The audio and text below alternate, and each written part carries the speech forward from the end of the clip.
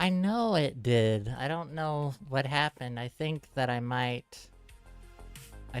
have an idea of what happened. So I think this might be really stupid. I don't know why I decided to do this, but I gave my Kali VM 4 cores, and my CPU is like constantly peaking at like 99 and 100, so I'm thinking that could be why that's happening.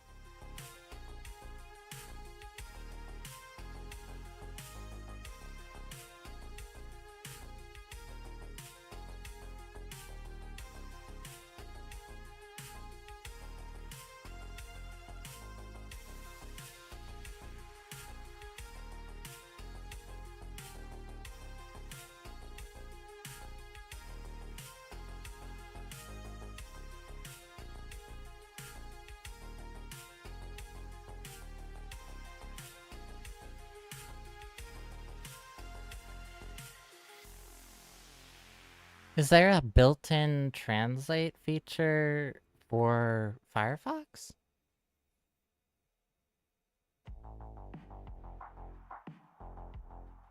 Oh, okay.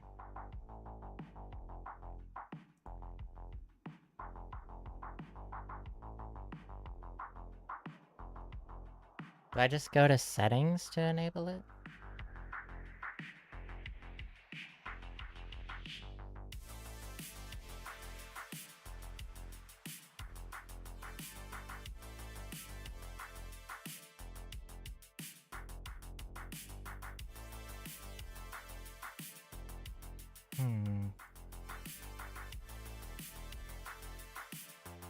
No, that's not it.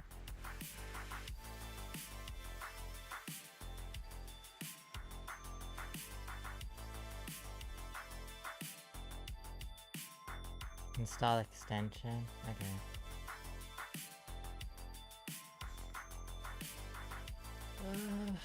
What's a good translation extension?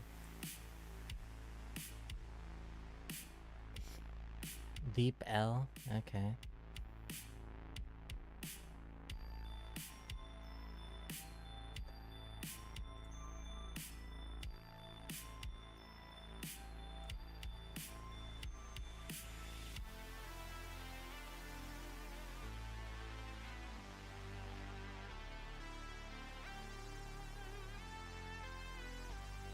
Oh, here we go. Firefox translations. And then I see Deep L down here. Should I do the Firefox translations or Deep L translate?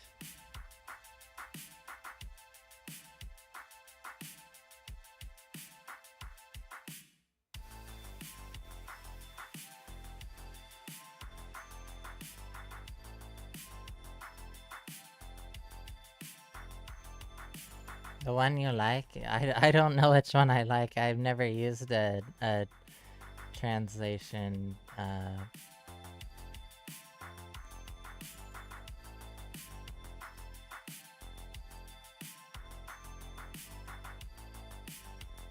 add-on before.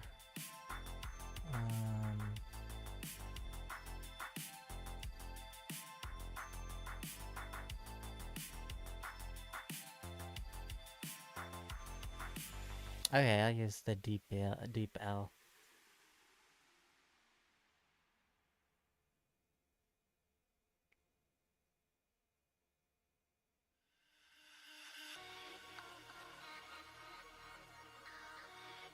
Oh, it uses LLM and AI.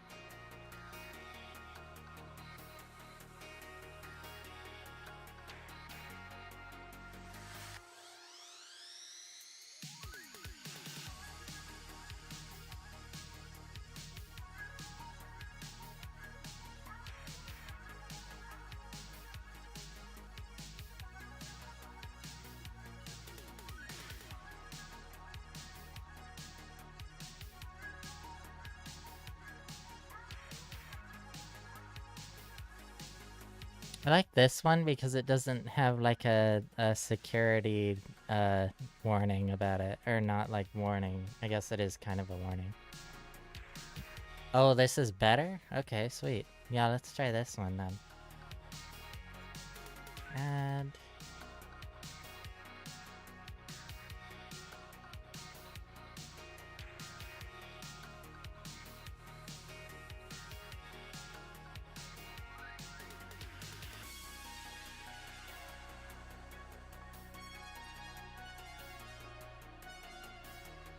Sweet.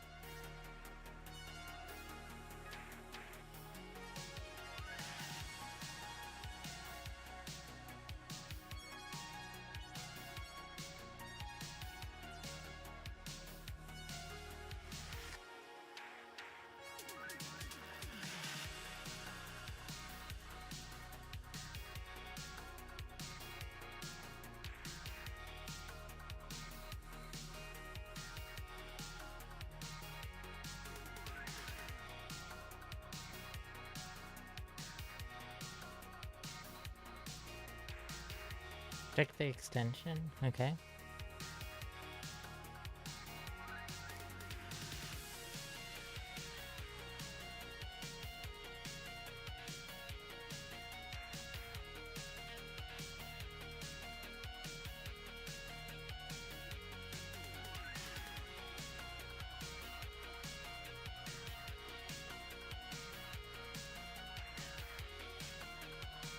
Do I have to copy the text in here every time to do this, or will it just translate the page?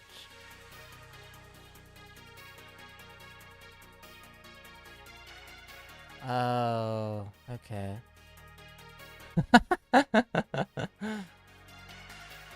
Shit. Oh.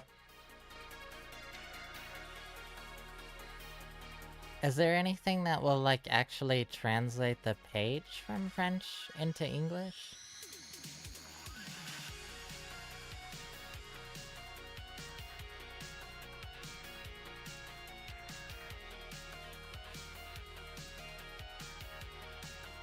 I'm not sure how well this is gonna work.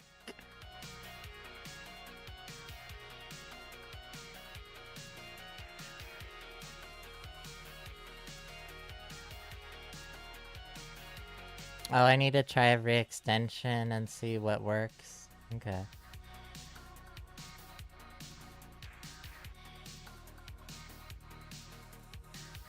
What did that switch from English to French? Does it... Oh. Does it actually... Oh, okay. That switches that. Whoops. Does it just do it automatically then? It doesn't seem to be doing anything. Oh, okay, loading the translation engine. I guess I just need to be patient. Let's see.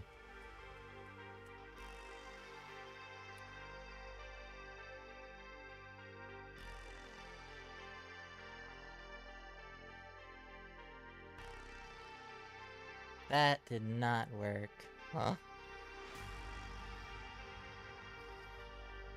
Man, that did not help at all.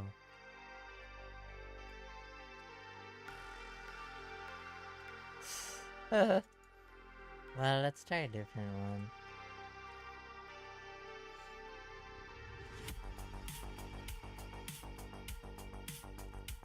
Yeah. I'm gonna remove this because I'm not gonna use this. Let's see what else there is.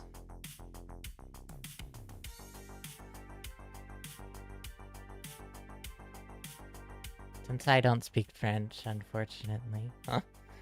Let's see. Web page.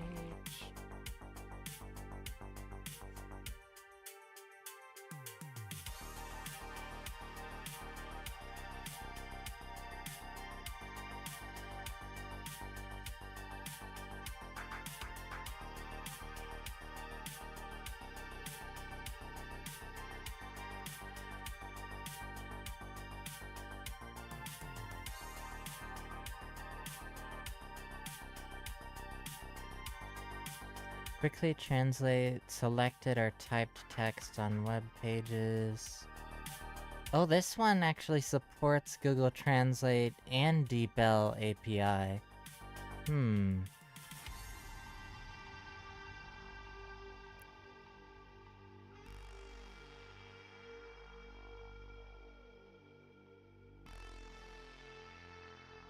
Let's try this one.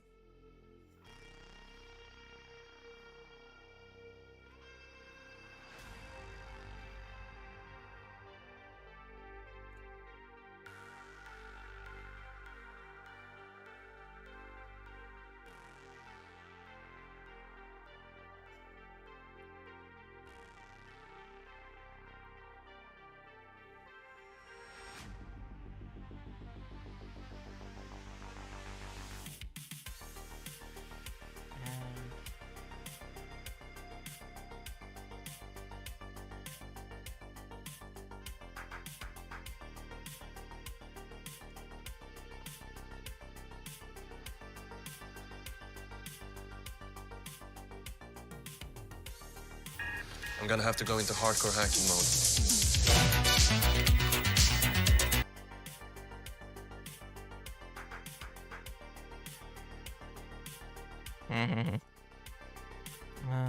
Okay, let's try this one.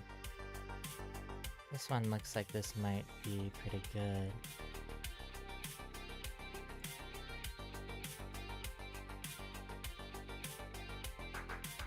Translate the page to English, please. Oh, does it just dump it in Google Translate? Oh, yeah, well, of course you can't reach that website. Oh, jeez.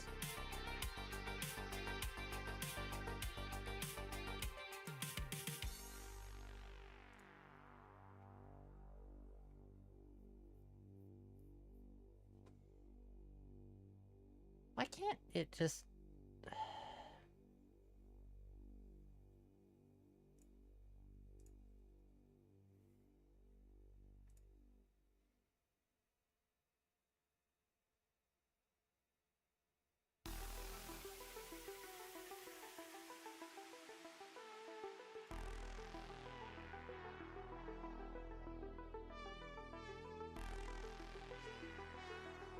Oh, what if we switch this?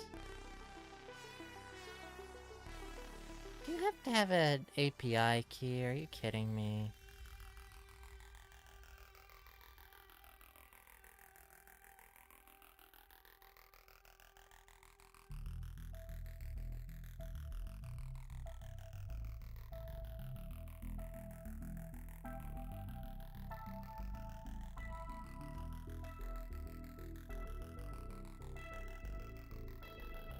Yeah. There's another room that I know of that is in Portuguese. And so for that one, it's not actually, you don't need to know Portuguese to understand what's going on. But in this case, you do need to understand French or be able to understand French in order to know what's going on. Yeah. So how do I get an API key? Register on DPL, create a DeepL account and register for either DeepL API Free or DeepL API Pro. Free includes access to all features, access to the DeepL REST API, 500,000 character limit per month, 1,000 glossaries, upgrade to Pro anytime. Get your authentication key, log into DeepL and find your authentication key in your account details. Setting up simple translate.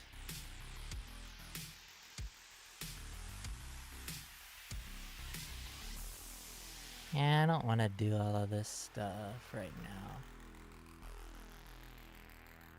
now. Okay, sweet. Thanks, Power.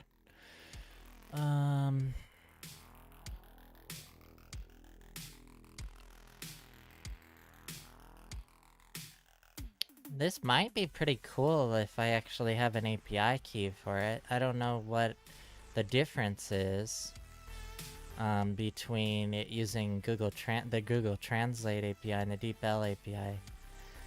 So the API probably doesn't make any difference because the extension probably works the same way anyway. All this does is you can either enter the text in, or you can translate a page, but the way that it does that is it has to browse to that page. So if we have a TryHackMe box, then obviously we're not going to be able to do that.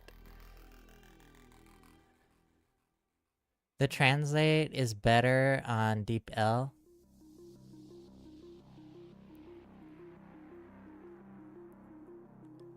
Found it? Nice. Did you just end up installing the DeepL extension?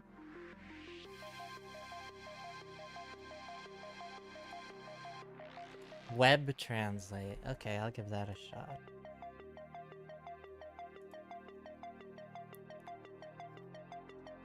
Works like a charm. Sweet. Web. Whoops.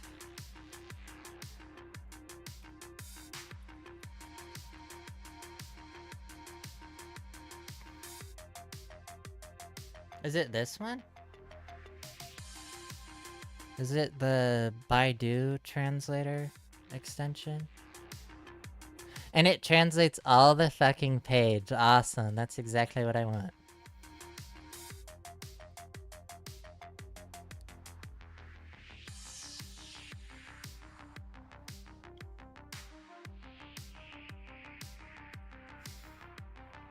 Is it this one? Or is it a different one? There's this one too.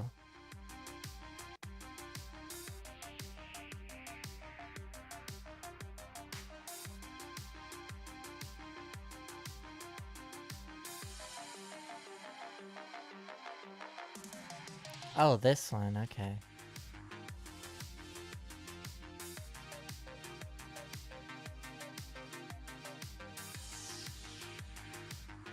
Hopefully this can be trusted.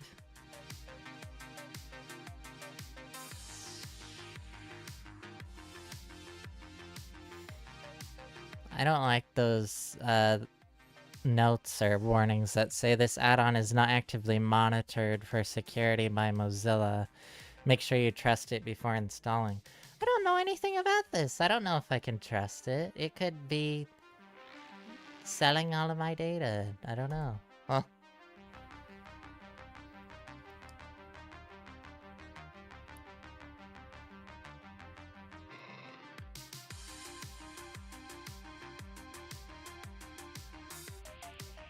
Okay, let's try this.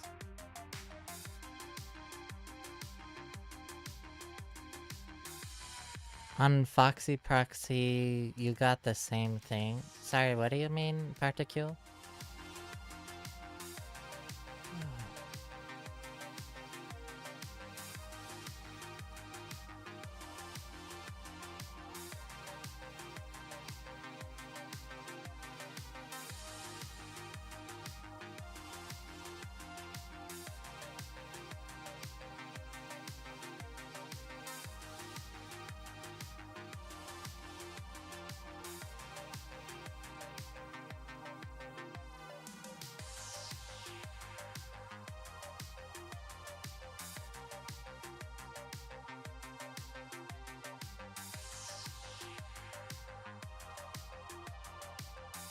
Oh, I thought that I wanted it to be French because I was translating it from French.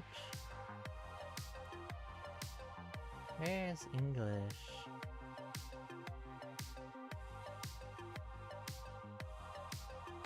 Oh, it's at the very top. Of course it is.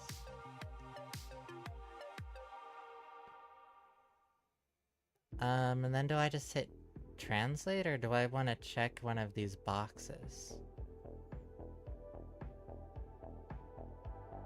Yeah, I'll just try translate. If you don't want to take the risk, go to the DeepL site and copy paste. Oh, what? This is also trying to take the URL and translate it.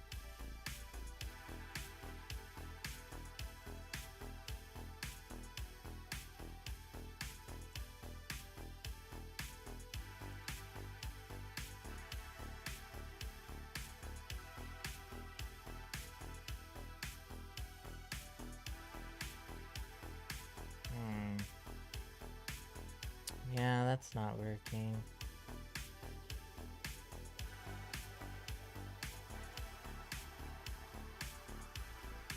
Do you have any of the boxes checked? Or did you just leave those unchecked?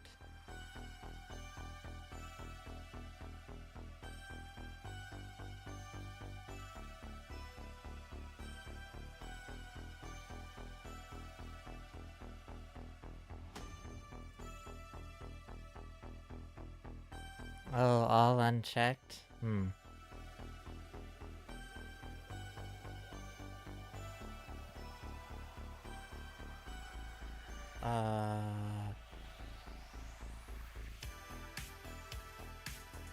I don't think I want to do that.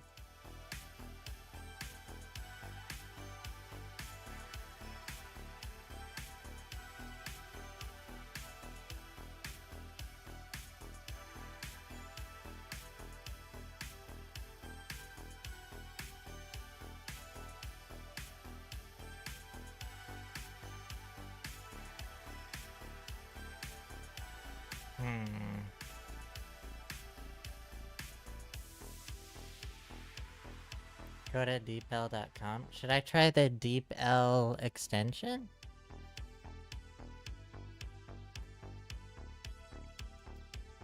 I'm gonna remove this. And remove this.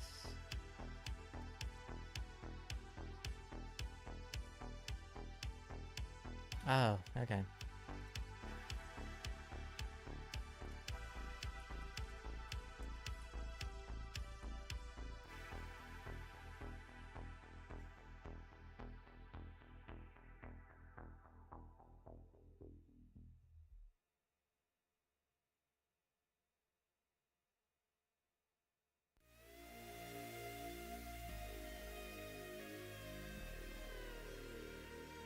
Oh, nice.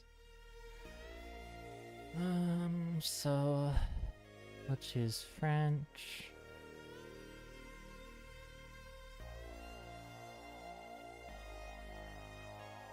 If this will actually open.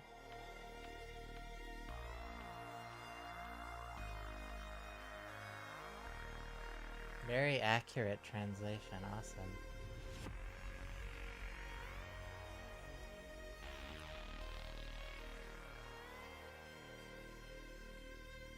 Oh, this actually brings up the DeepL Firefox extension.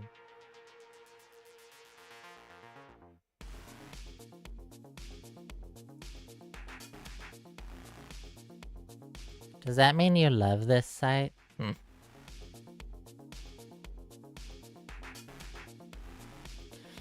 Um.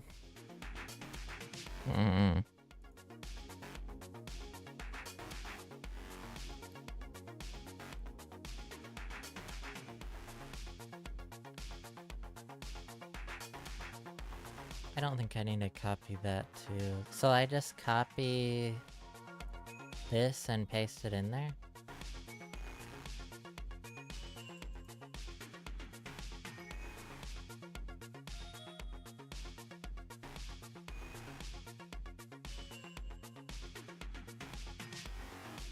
Ah, nice. Okay. Yeah, that's pretty good.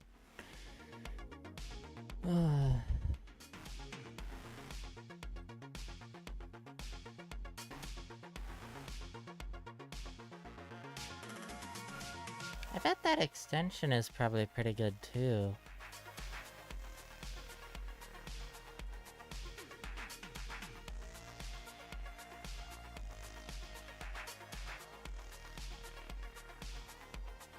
Okay.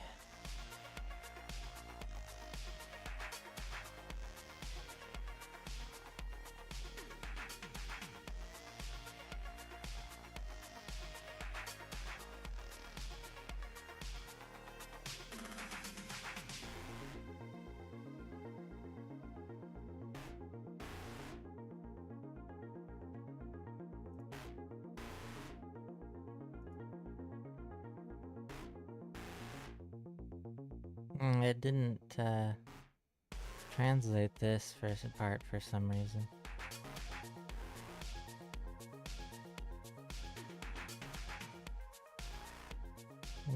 This doesn't seem too useful. I wonder what the actual... Okay, so I have some more things here. Actually, this looks...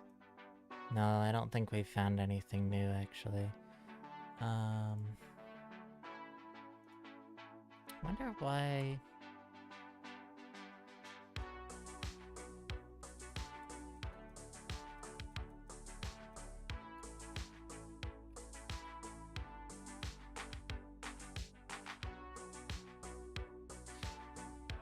Try to give a space. THM talk about binary if I remember right.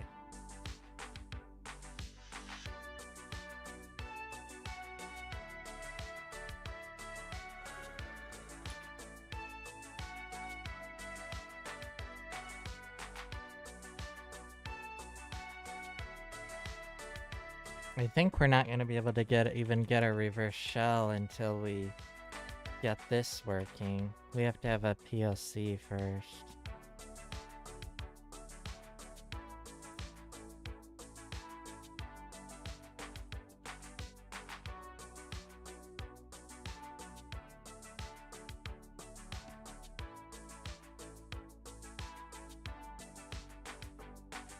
What is the...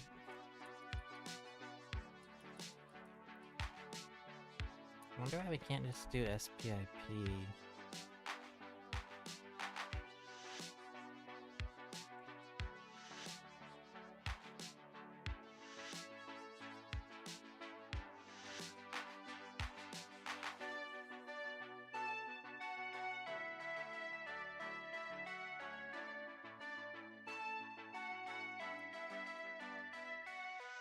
Oh, okay.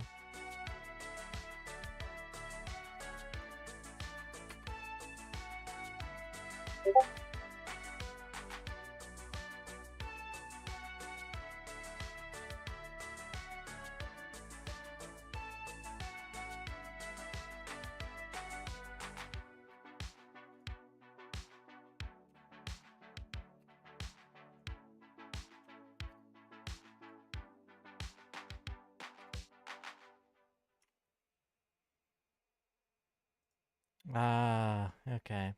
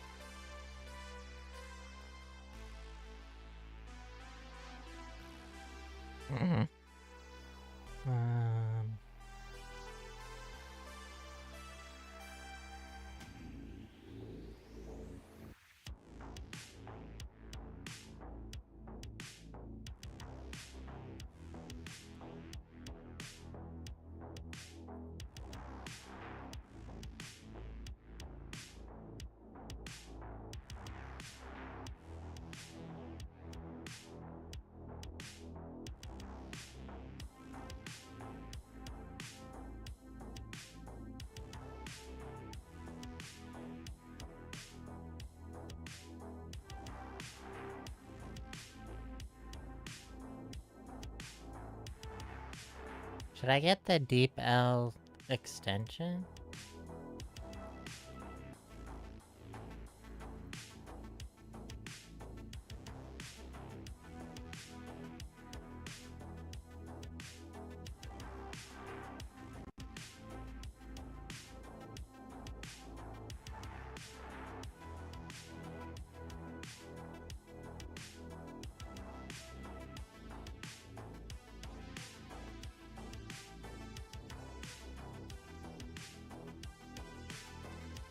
Oh man, there are a lot. Huh.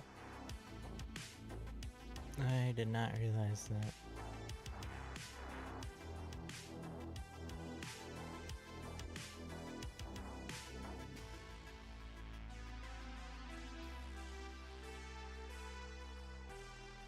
Oh, this one is actually by Deep L, so this one should probably be the one that I go for.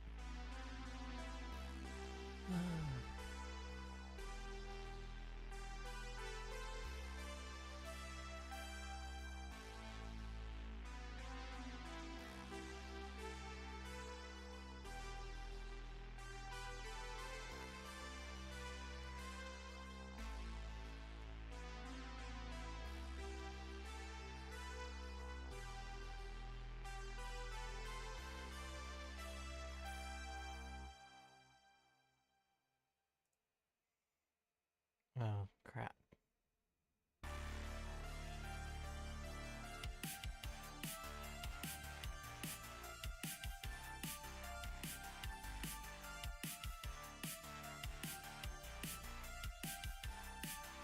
Whoops, I didn't mean to close that.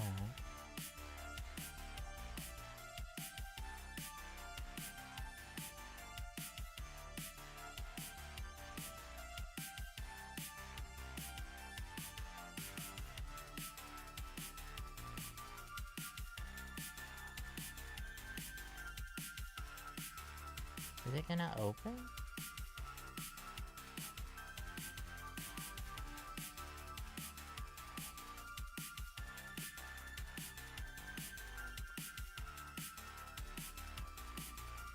With the extension, you need to select a text and click on DeepL extensions when it shows up. Okay. If I have to give it permissions.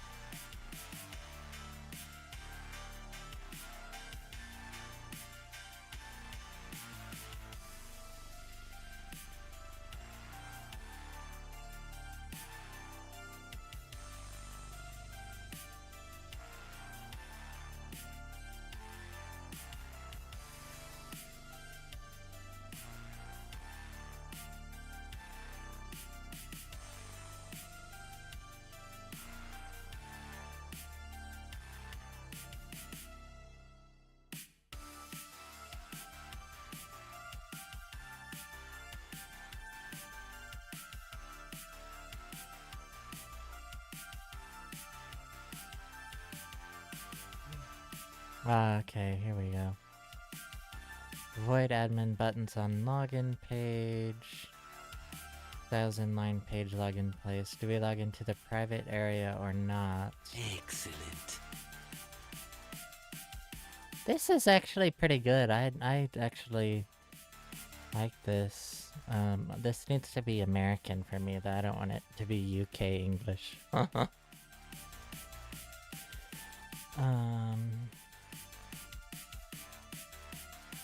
That's pretty cool. This actually works pretty well. It just won't translate all this stuff, that's in all these symbols and stuff, but it gives me a good enough idea of what I'm looking at least. Thank you, Power.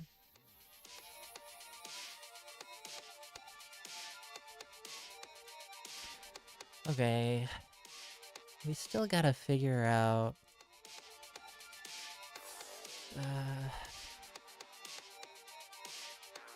what the entry point is for...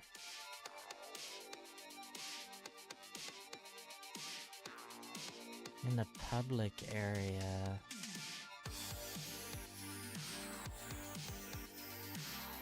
Exploits are PHP code injection and SPIP. Vulnerability Vulnerability exists in the oobly parameter and allows an unauthenticated user to execute arbitrary commands with web user privileges. So what if we do spip.php question mark oobly?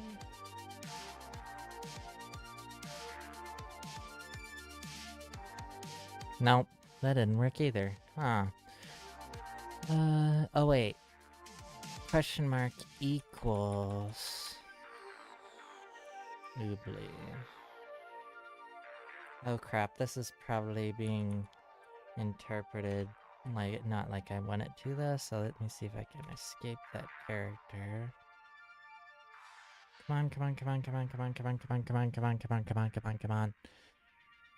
Oh shit. Oh my god. We just got so many freaking errors from doing that. Oh jeez.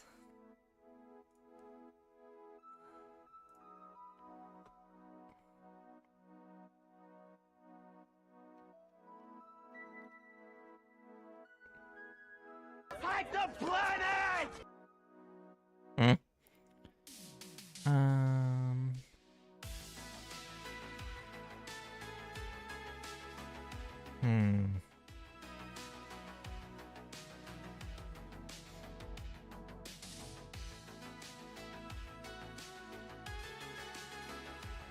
Well, shit. I think I may not understand the vulnerability well enough yet to be able to do this. Let me see if I can find out more info.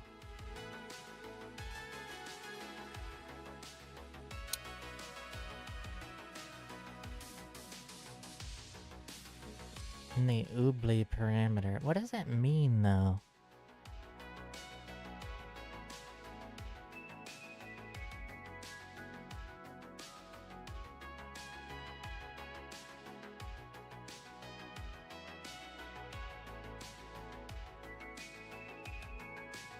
Oh.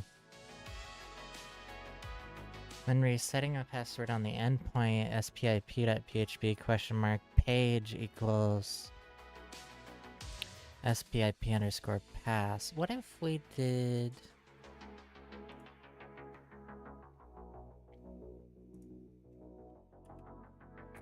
usage CVE-2023-27372.py tech H tech U URL tech C command tech V, but seems the problem it's the command passed.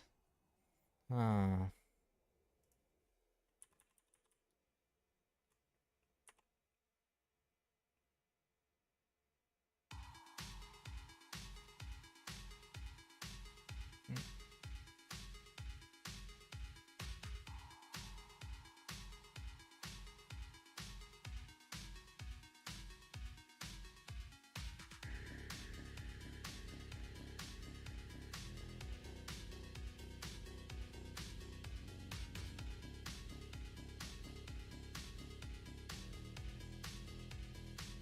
Does not like that.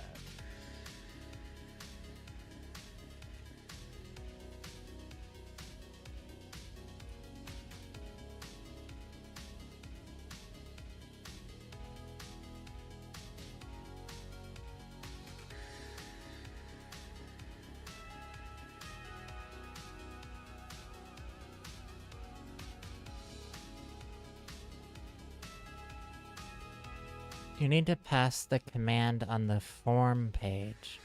Oh, okay. Where's the form page?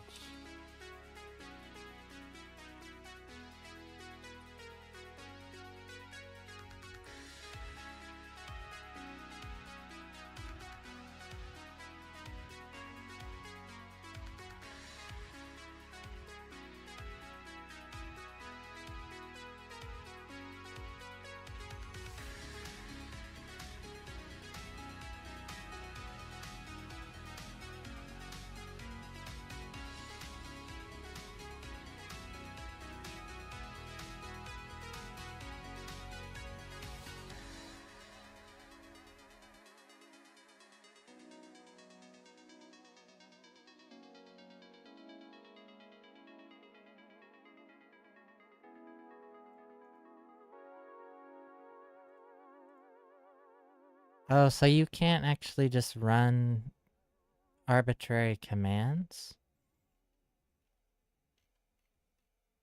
You have to actually get a reverse shell?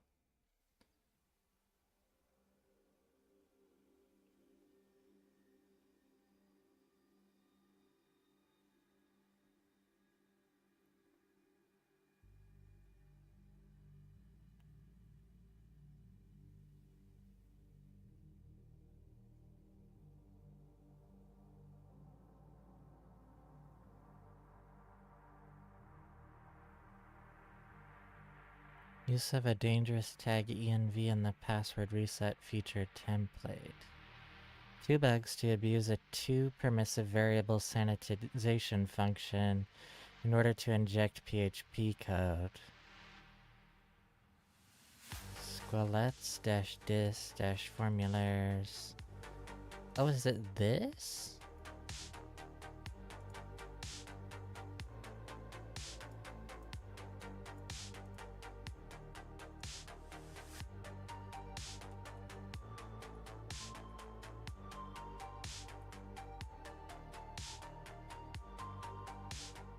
Whoops, I have to...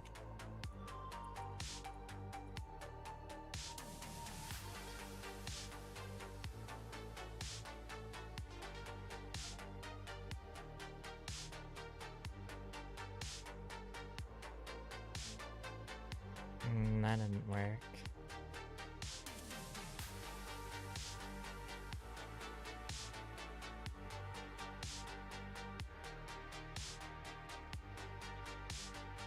Oh, what the hell?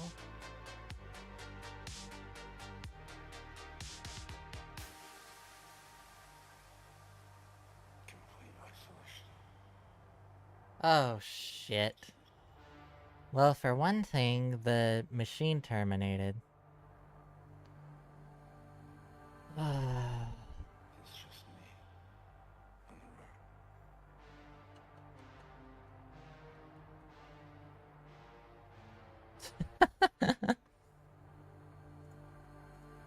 Just me on the road.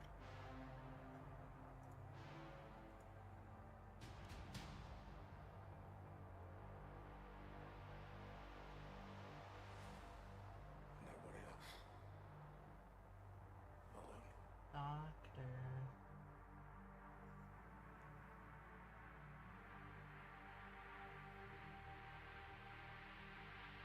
What boy?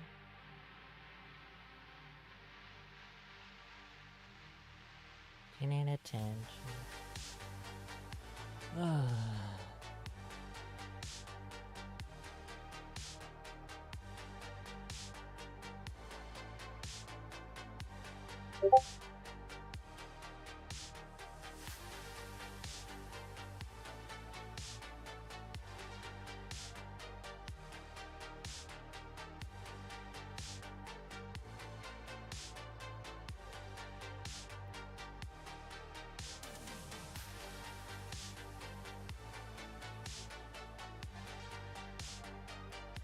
Okay.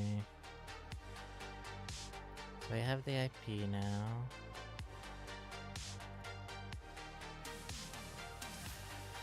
I wonder that did that.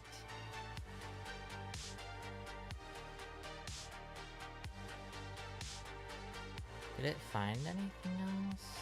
No. Okay.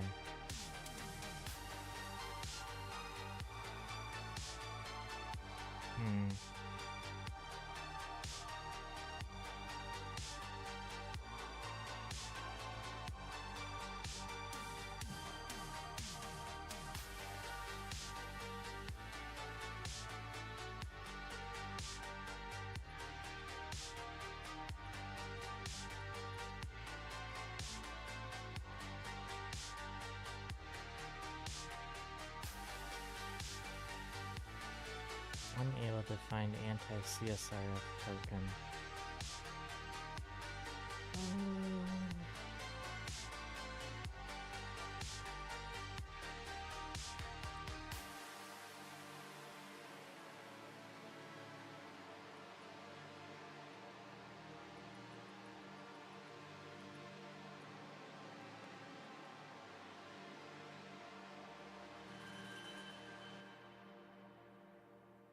Unable to find anti-CSRF token.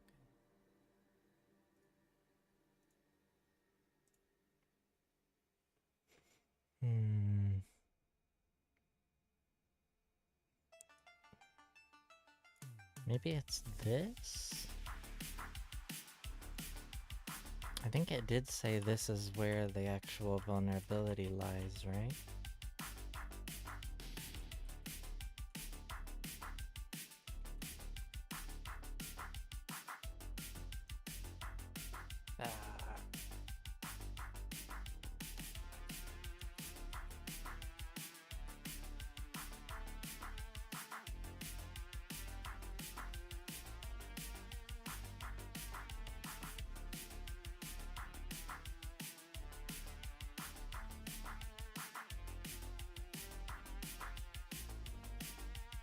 Oh shit.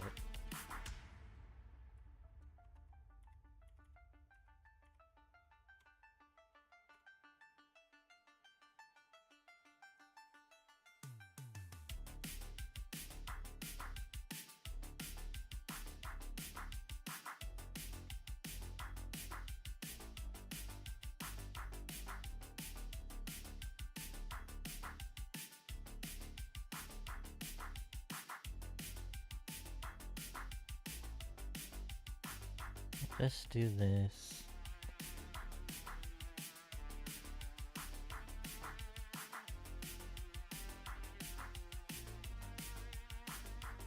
So now I need to host a reverse shell.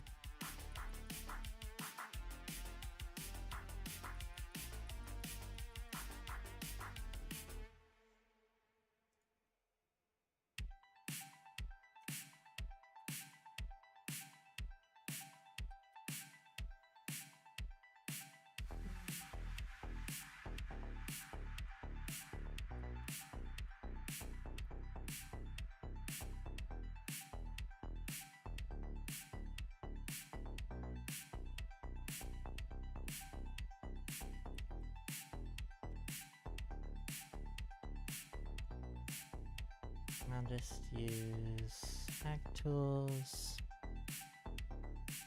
And I want to bash reverse shell.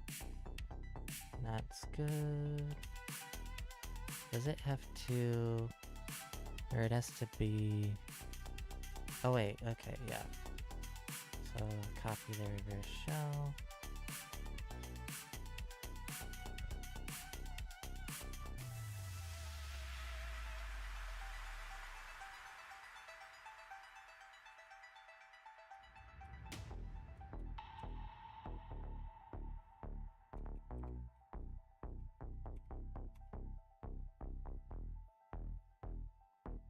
Whoops. That's not what I meant to do.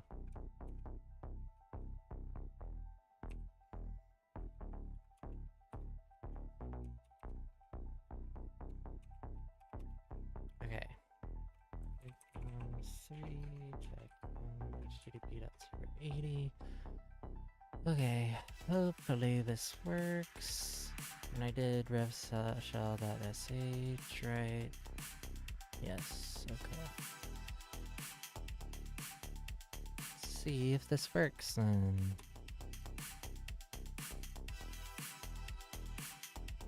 Oh shit, I didn't set up my netcat listener though. Fuck.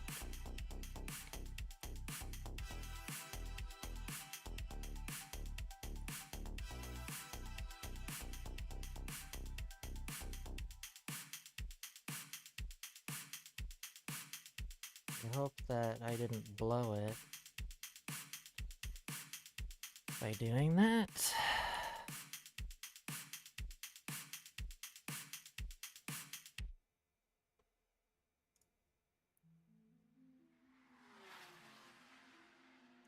And we have no reverse shell.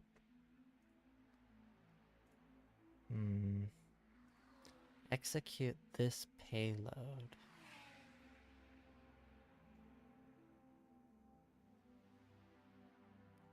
Ten to 24, 111. Shell.sh back.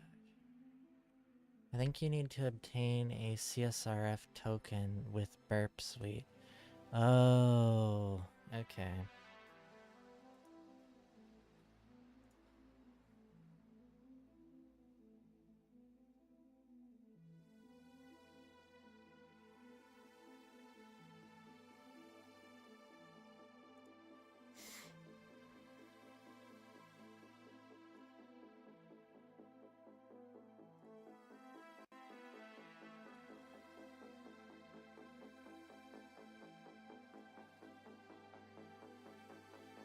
Oh, they do that, don't they? Yep, they do. Okay.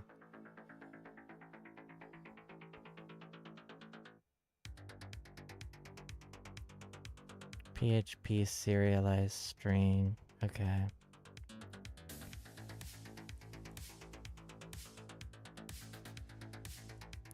The wrong regex is used in the protege underscore champ function as no processing is performed on serialized strings.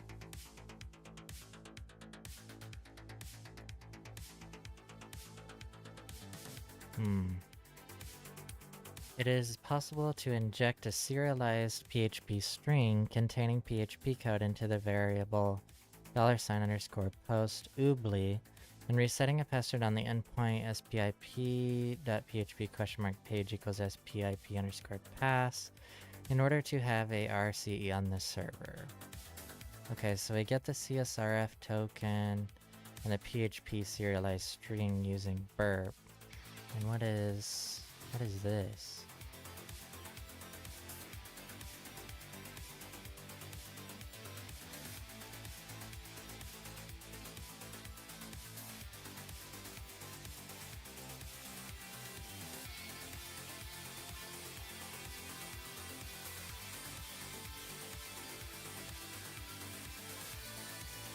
Oh, are you supposed to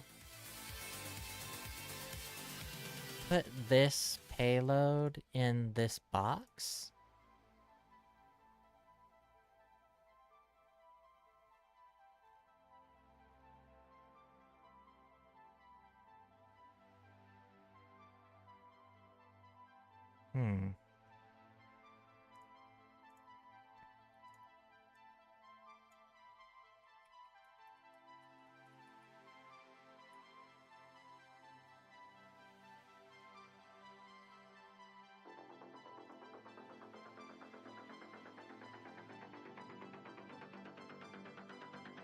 Oh, whoops. Question mark page equals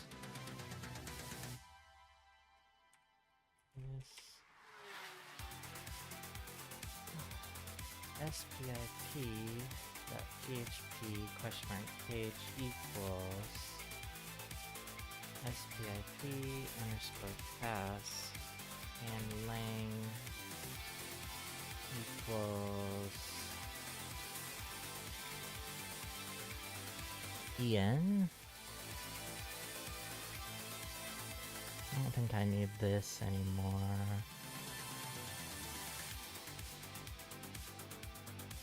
And lang equals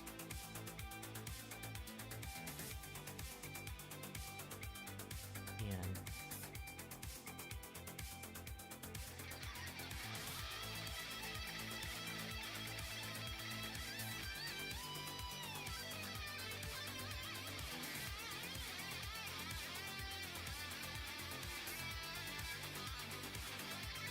just took me. Oh, wait a second. Duh, this isn't the right thing.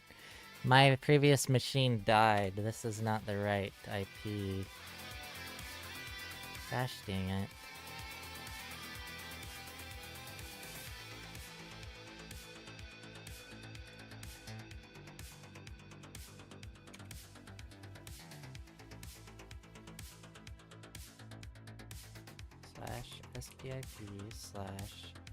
/SPIP/SPIP underscore. Wait. What is it? SPIP dot PHP. Oh yeah, dot PHP.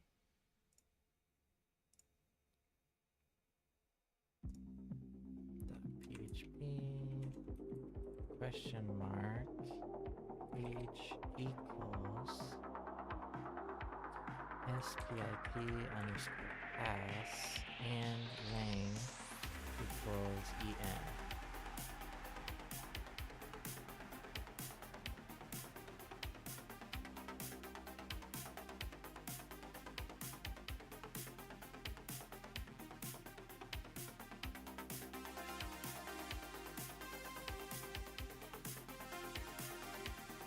But I'm gonna send this to burp, right?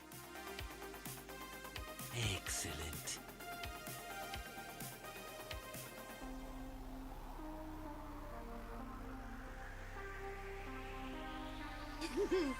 Pretty smart, dude.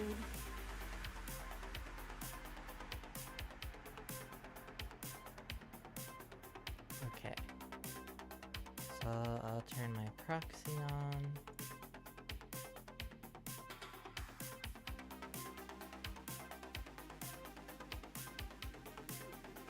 Can you only reset the pass of a valid account though? Reset is on.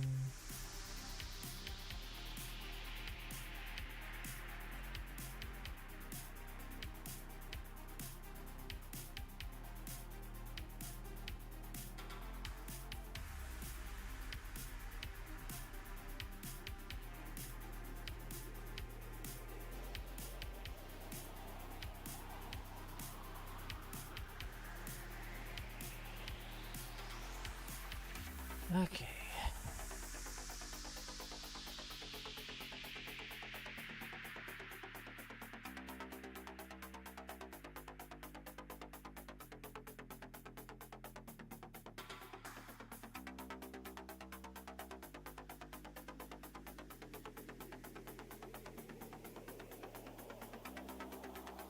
Oh, the... Okay, so this is the CSRF token, right? What do we do after we get the CSRF token, though?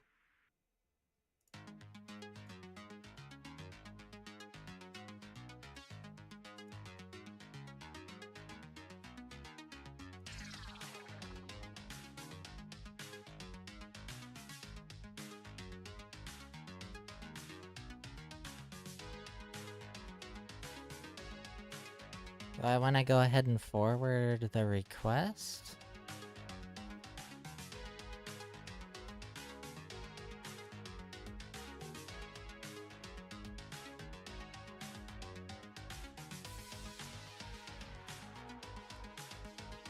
A link to reset your password has been sent to your email address if it is valid. Okay.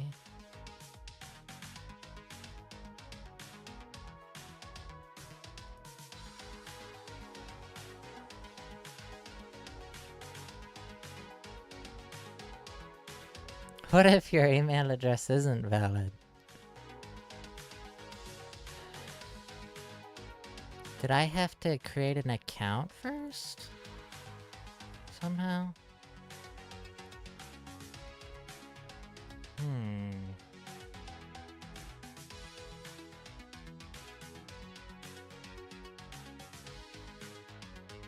Isn't it supposed to take me to this page?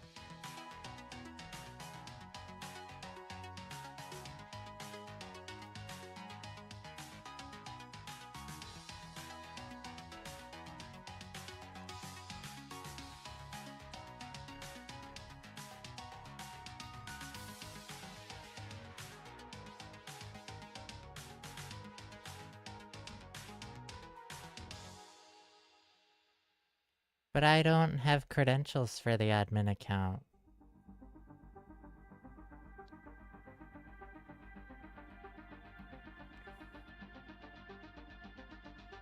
I thought this was supposed to be completely unauthenticated.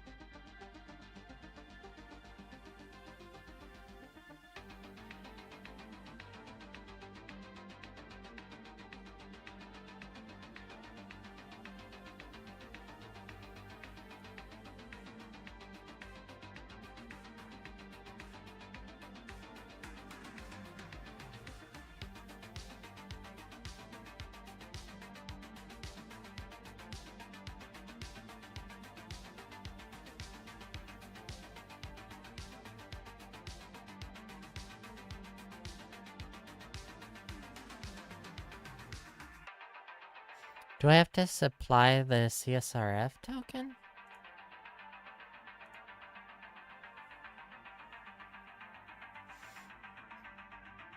Hmm.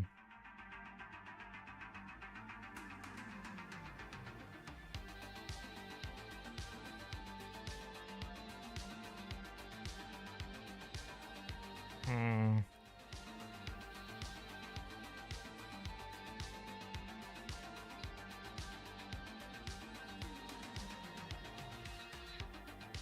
I don't think we have to have the CSRF token. Do we just have to do...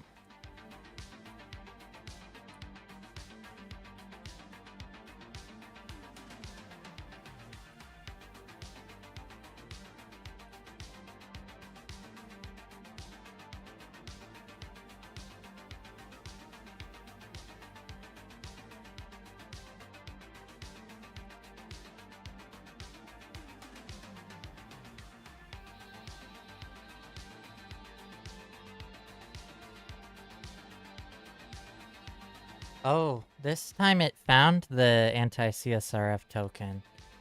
Did we get a shell? No, we still don't have a shell, though.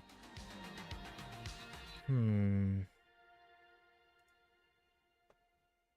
That was brilliant.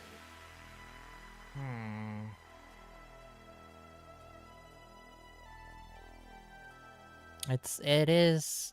I mean, I guess you could say it's brilliant, but we still don't have a foothold on the machine. 250, 224...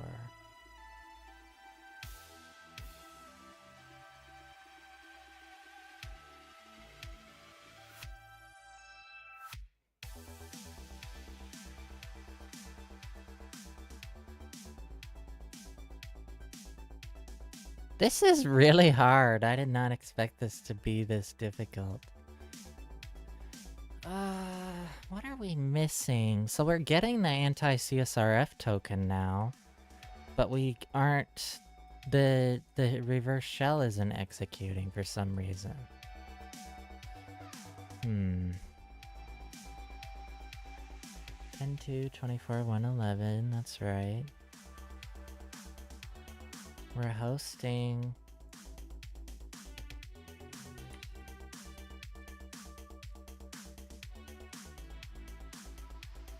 We're hosting revshell.sh. Revshell.sh, and I don't think... No, I didn't capitalize it or anything. Hmm.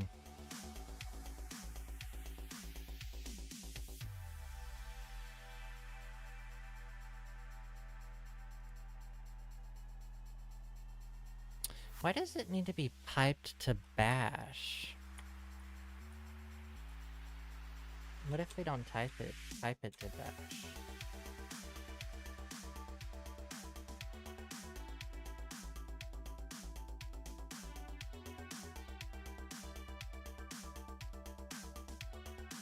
No. That didn't do any good.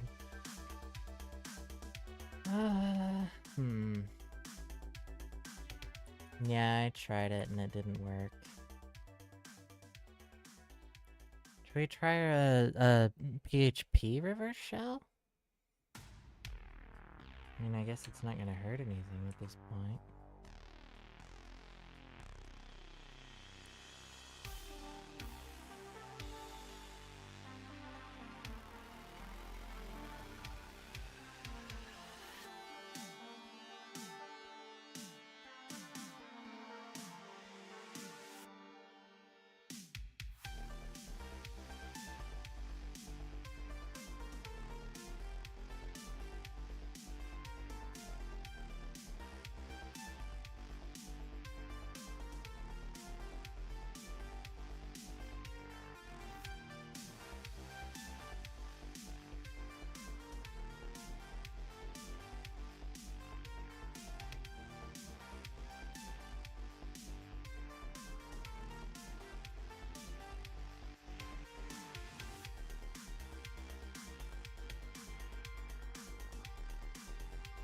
Oh wait, it has to be...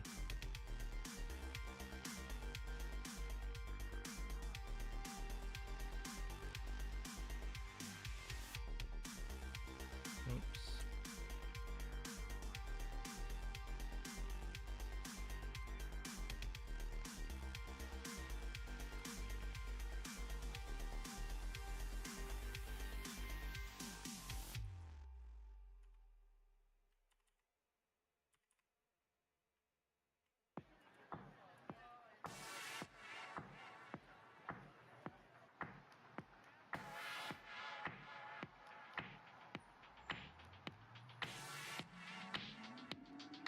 Still no reverse shell. Wait a second, why is this doing HTTPS? No wonder.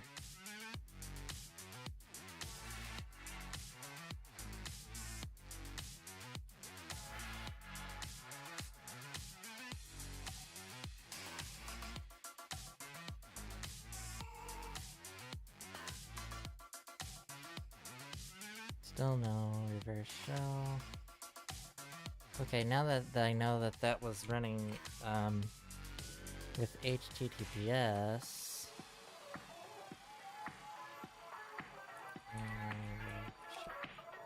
Sage.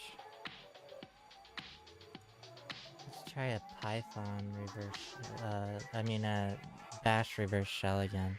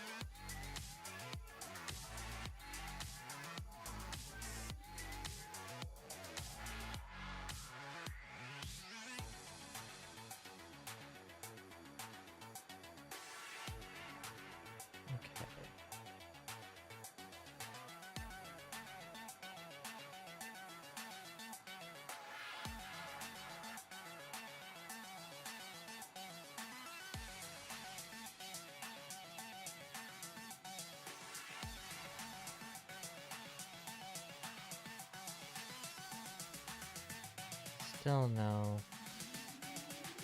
connection back.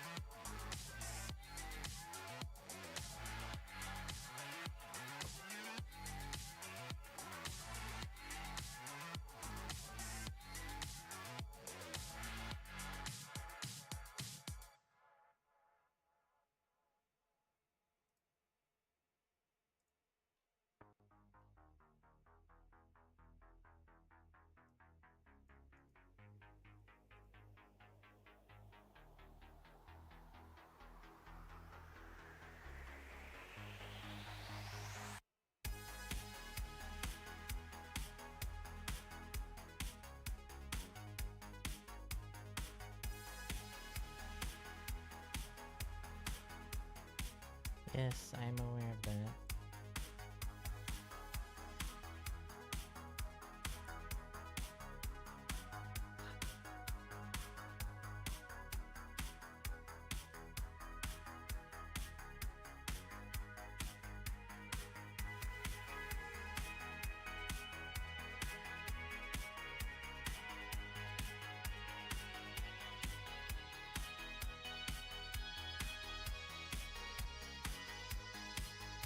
That's a write-up. I don't want to read a write-up just yet.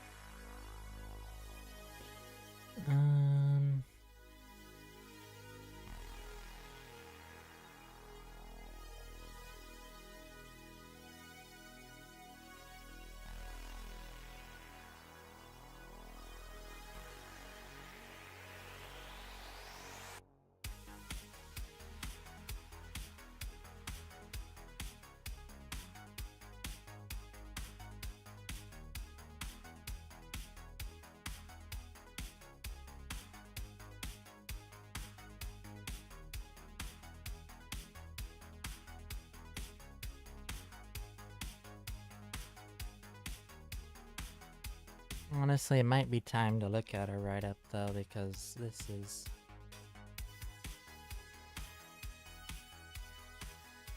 really stumping me.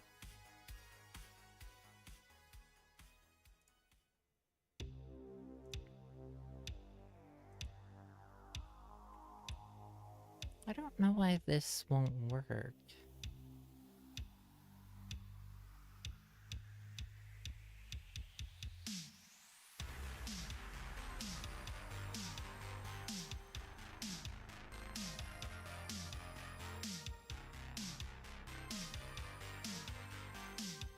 Oh, you think it needs to be encoded with base 64?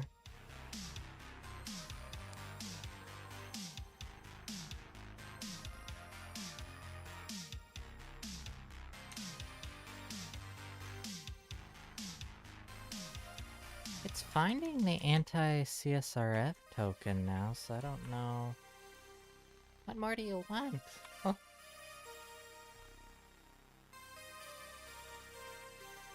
Okay, so it does need the equal and lang equals en to find the CSRF token.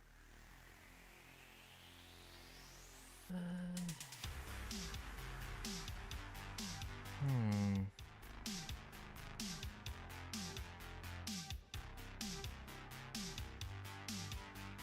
Oh, you know what? It isn't even downloading the reverse shell, because there's no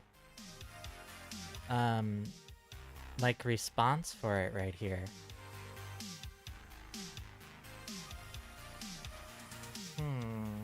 So it's not the reverse shell itself that's the issue.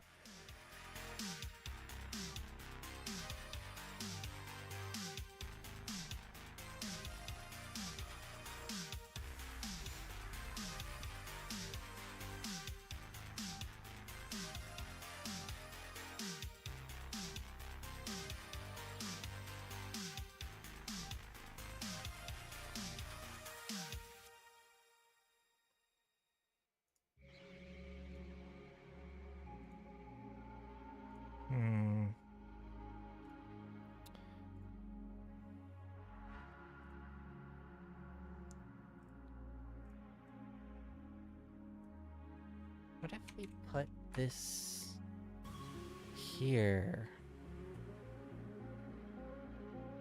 Error 403, you're not authorized to view this page. XSS page. Okay.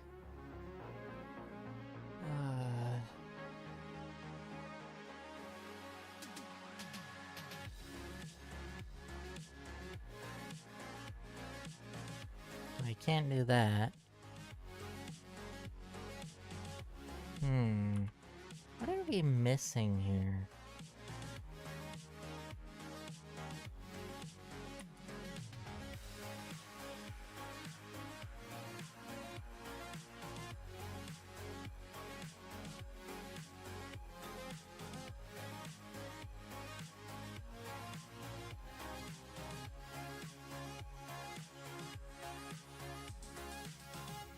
No, this has to be...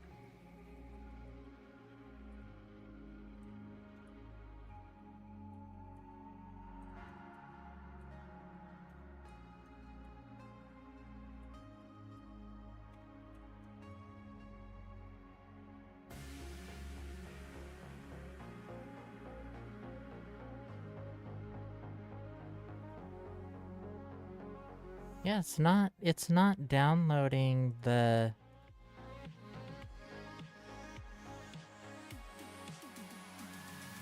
It's not downloading the reverse shell.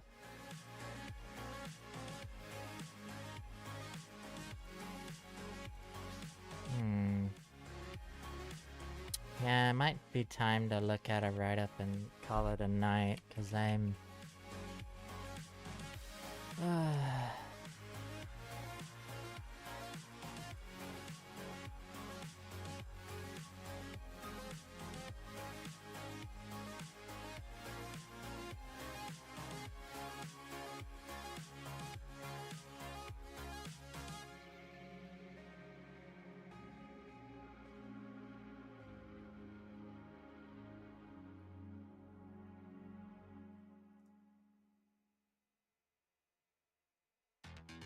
I know we're on the right track. I think we've gotten it pretty much as far as we can, though, because I'm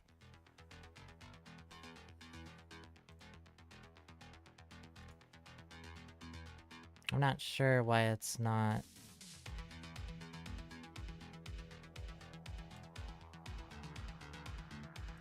downloading the reverse shell from the web server. Let's see, what did they do? Okay, so they got 22 and 80. They used Ferex Buster. And they found all of this stuff. Okay. Oh wow, that's way easier to use than I thought. Okay.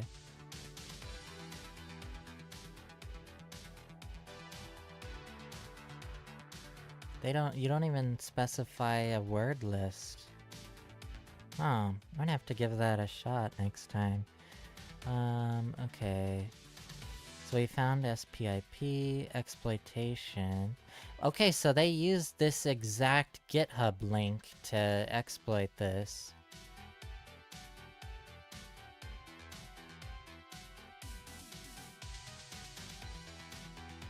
To ensure the exploit was functioning, I decided to create a test document and check its existence on the web page itself.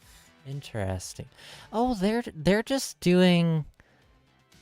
They're not even putting any parameters in or anything. They're just doing SPIP, and then they echo test E into teste.txt document. Ah. Interesting. Okay, so we don't actually have to do all of this other crap, it seems.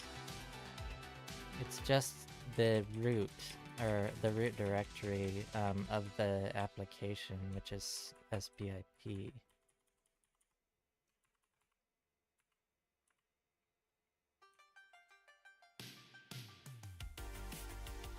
Will this work now?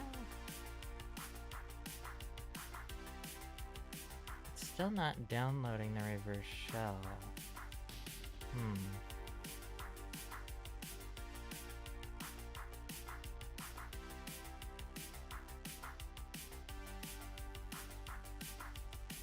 So we should be able to just do who am I, right?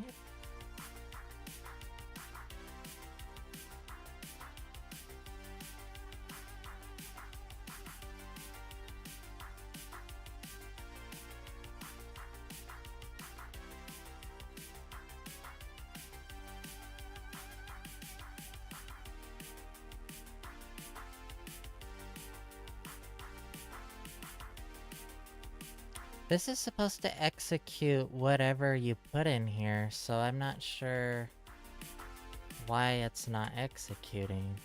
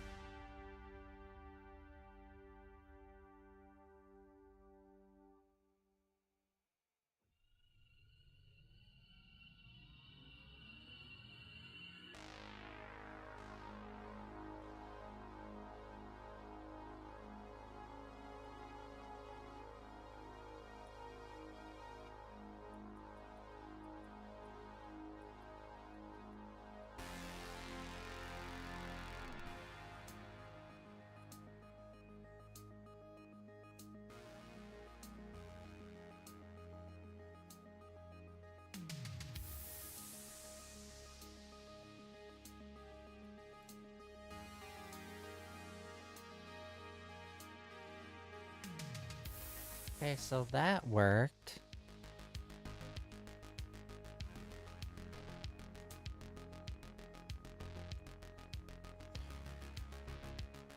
But my reverse shell isn't working for some reason. Can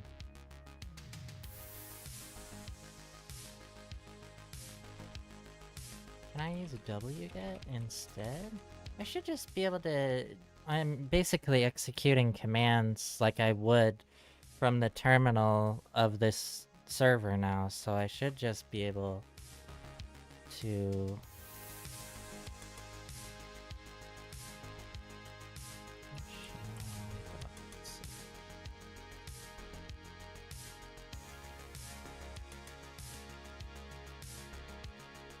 Okay, so that's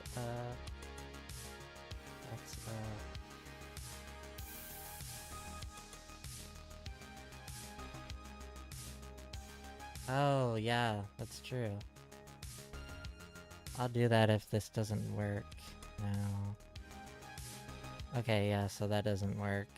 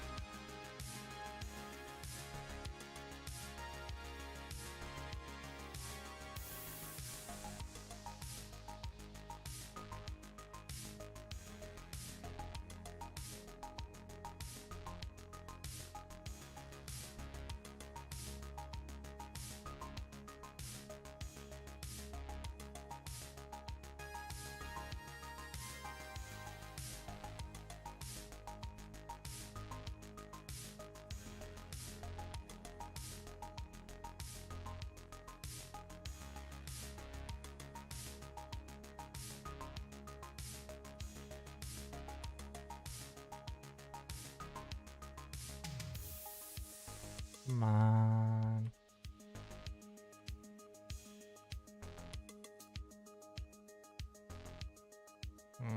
I wonder if this doesn't have wget.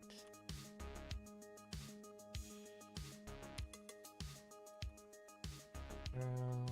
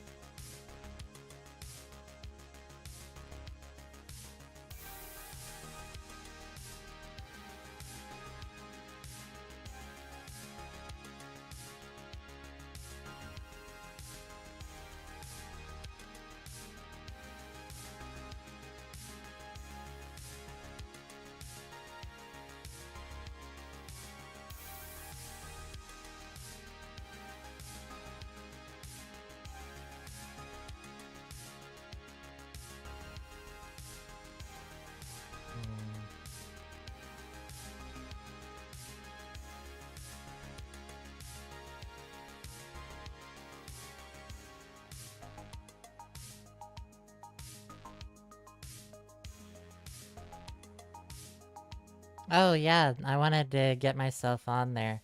I forgot or couldn't figure out how to add my YouTube on there as well, though, GoPro. So I just have my Twitch on there, but I also have a YouTube channel in the same name.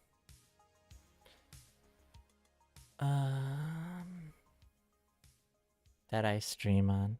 Because I multi-stream in YouTube and Twitch at the same time.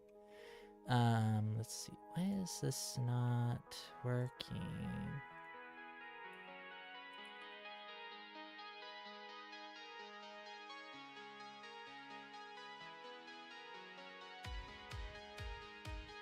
I wanted to add Twitch and YouTube, but I wasn't exactly sure how to do that, because it looks like people mostly have Twitch on there.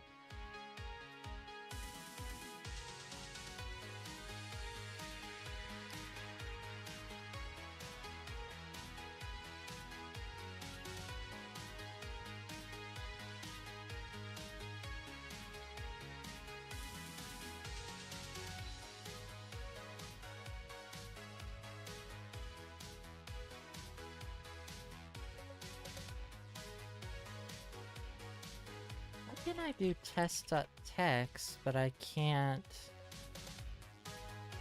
get it to download my reverse shell? And I know that's what's happening because if I go over here, there aren't any requests for actually downloading the shell. So why is that not working?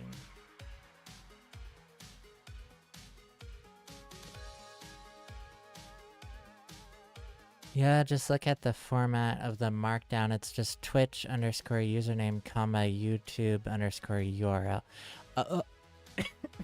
Oh, okay.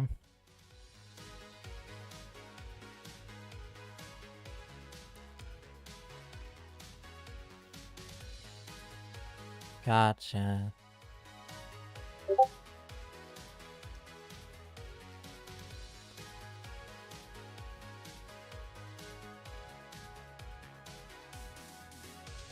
Oh yeah, see if it will actually even do... Yeah, there might be a filter in place, you're right.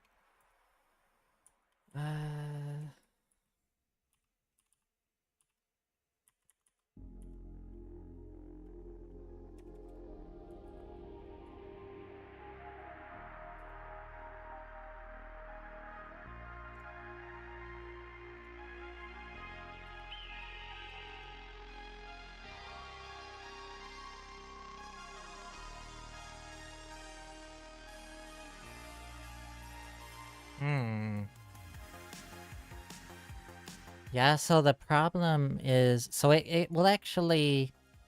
Like, I mean, this isn't running anything, obviously. You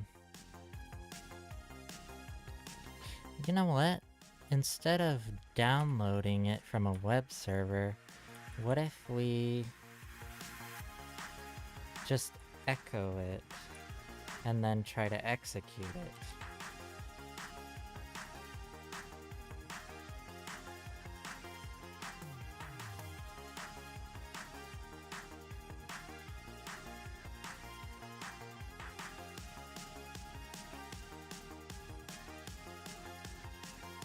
Yes, that's what I'm gonna do here.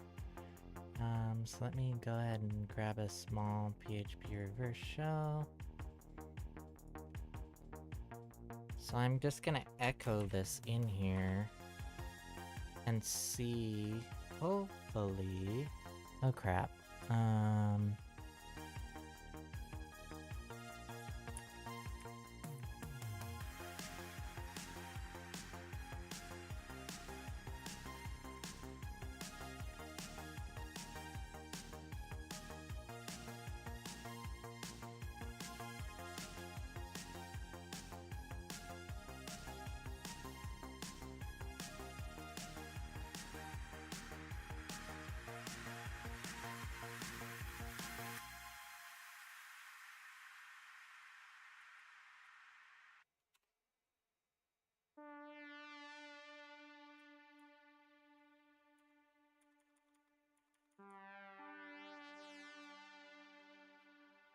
Oh crap.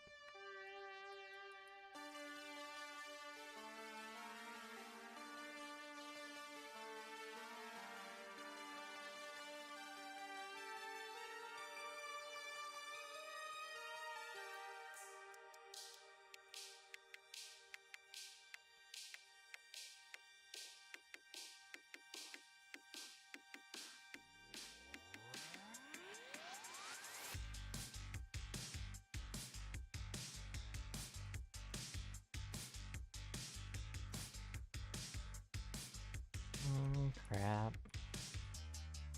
Now we have a bunch of symbols in here that are trying to be interpreted.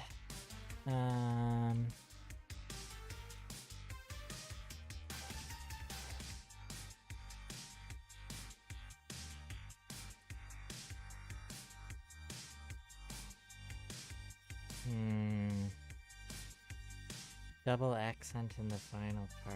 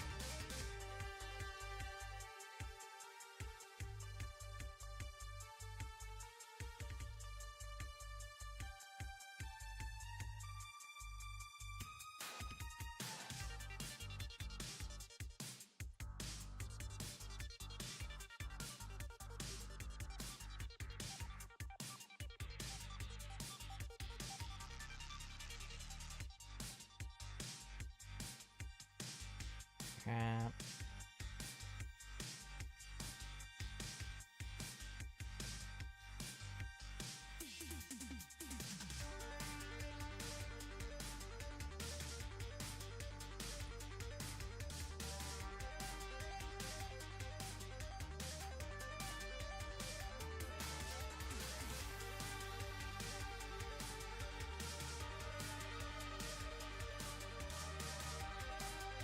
I feel like this is gonna make a lot of errors.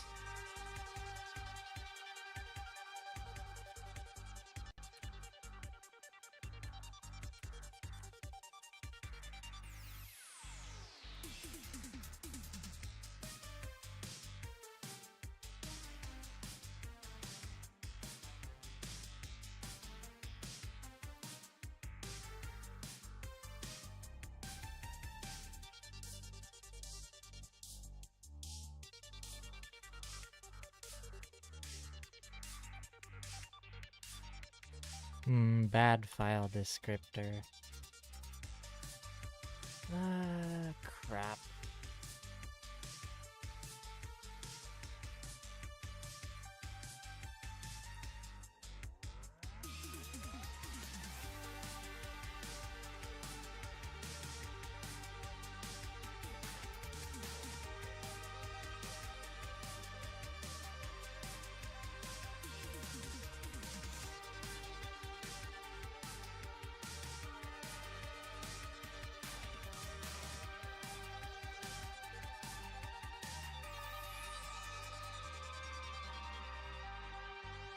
You mean to, like, serve the PHP reverse shell?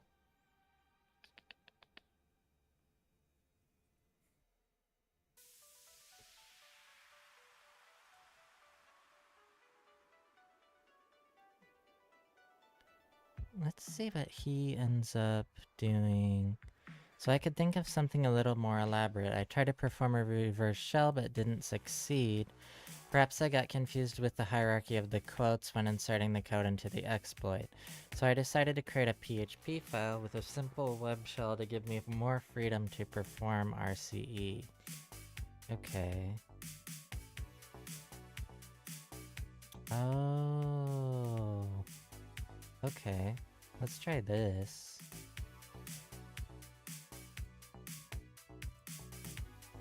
Now with the web shell, I could list directories, read files, and execute commands more freely than before through the exploit. Okay. While scanning directories, I was able to view the think user folder. Okay. Let's try the PHP web shell.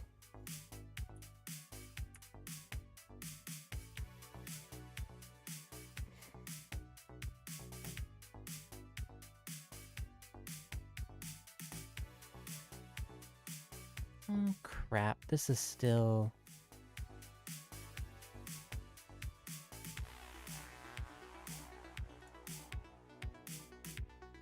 Oh, maybe that doesn't matter, okay. Tech B.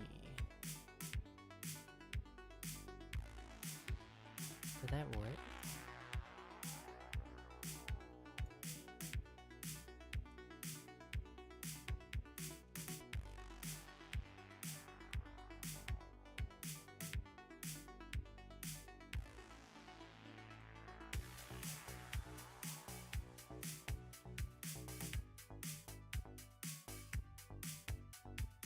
Whoops, question mark. CMD equals who am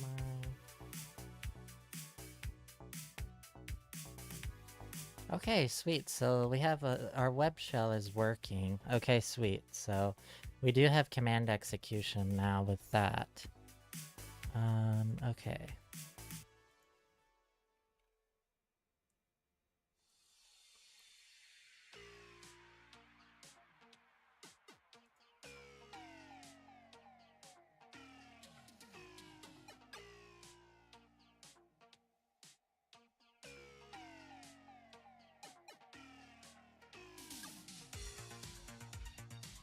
Couldn't we now just put...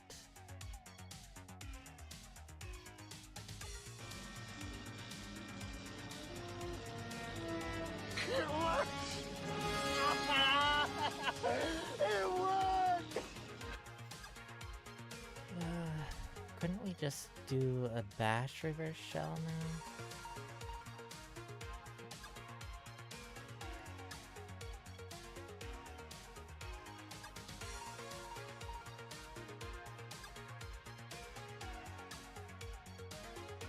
No, okay. Well, the web shell works.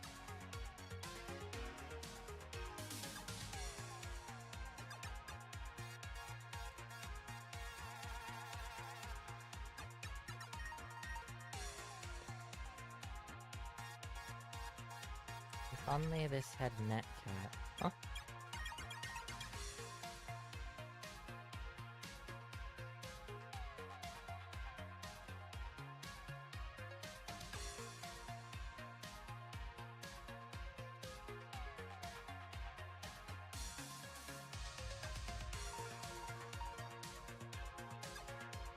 Okay, web shell is fine.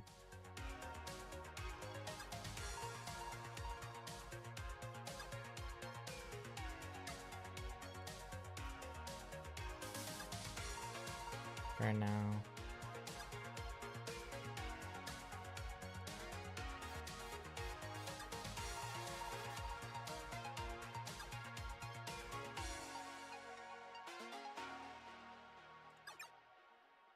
Then what? Now with web shell I could list directories, read files, and execute commands more freely than before through the exploit. While scanning directories, I was able to view the think user folder. Oh, okay, so...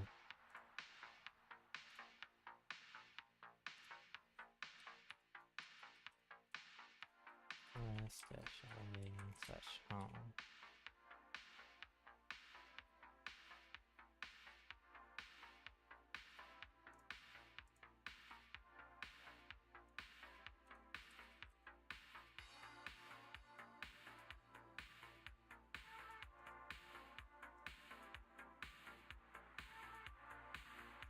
Oh.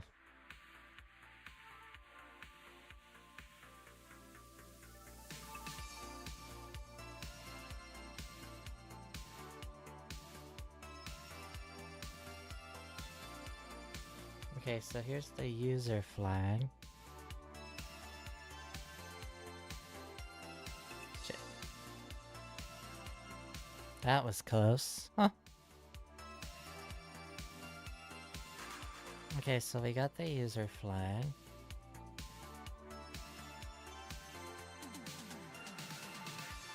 Now I just need to figure out how to escalate our privileges and get the root flag. I don't know if we can do that through our web shell though. That might be a little bit difficult. Wait, can we...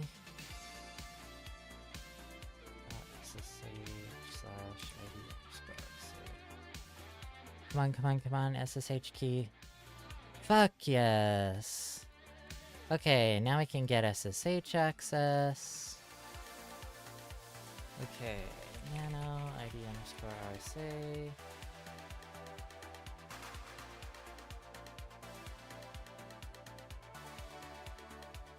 Oh, XY. Mod 600, ID underscore RSA. SSH link at... We need to copy the IP again.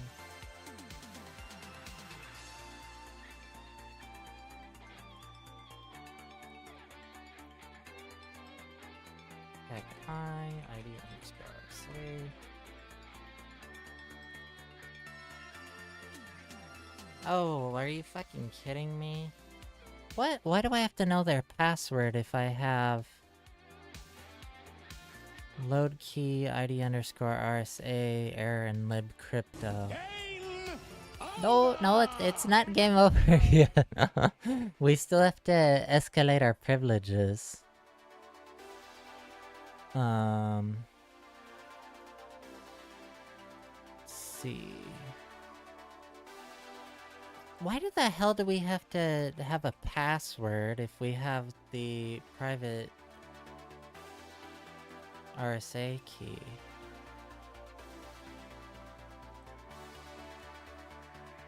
What the hell? This is the private key for the Think user, so what the fuck? Why do we have to have a password?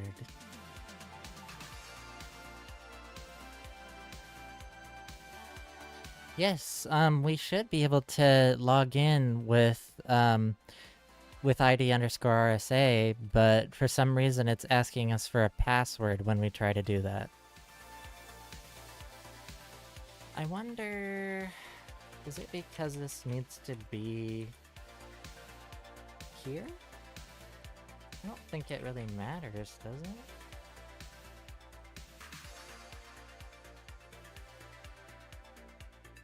No, it's still asking for a password. I don't know the fucking password. Well, shit.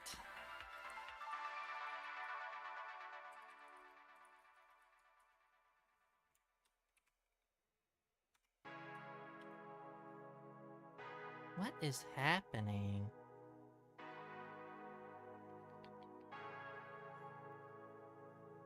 Is it because this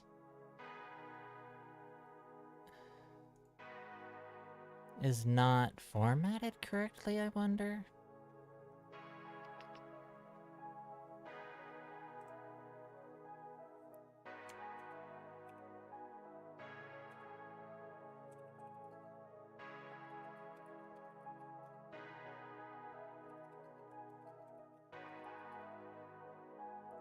I already set the permissions to be 600, so it should be fine. That's normally what you set it to. Load key ID underscore RSA error in libcrypto. Yep, I did chamad 600 ID underscore RSA on it. But it's still asking for the password when I supply the ID underscore RSA file. I think it's I, isn't it? I'm pretty sure it's I.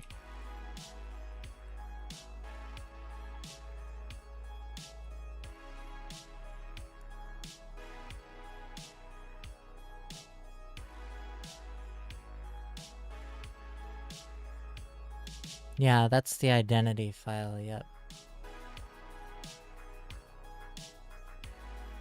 I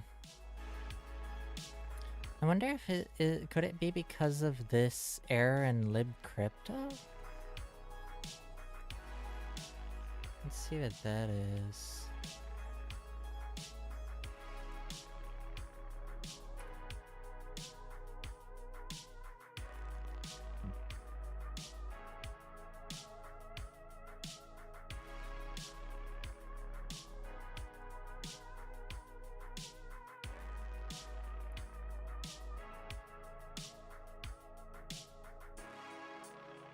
Hey Mara, welcome from YouTube. Thanks for joining.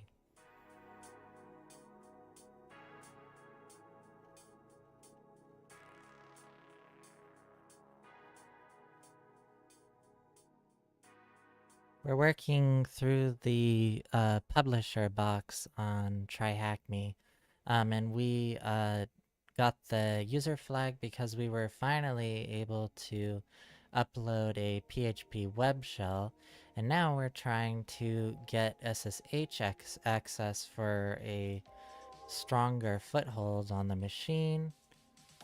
We were able to get the private SSH key, but we cannot log in via SSH to this particular user still for some reason. Let's see.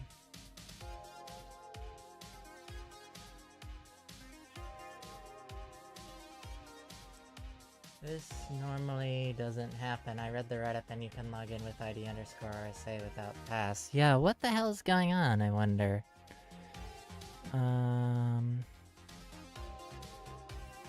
As mentioned by Alex, using public key and .sh/.config seems to cause the error in libcrypto. For me, as long as that key is not loaded by a running SSH agent. It happened to me when the B agent crashed. However, restarting the agent seems to allow such setup as mentioned.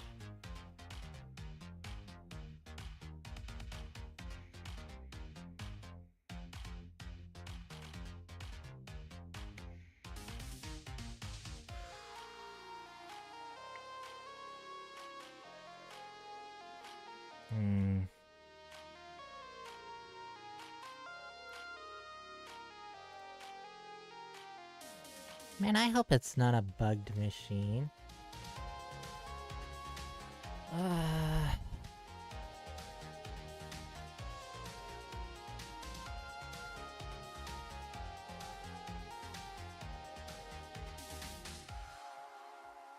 Why is this not working? I don't understand that. That's exactly what I did.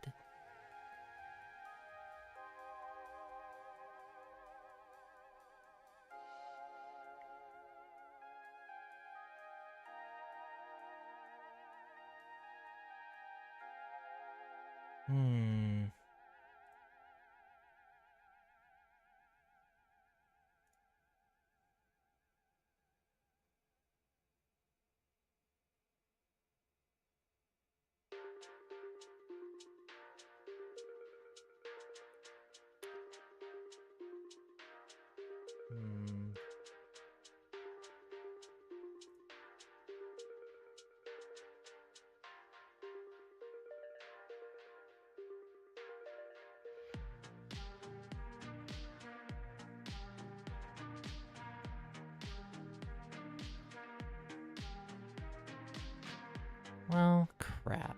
Let's see.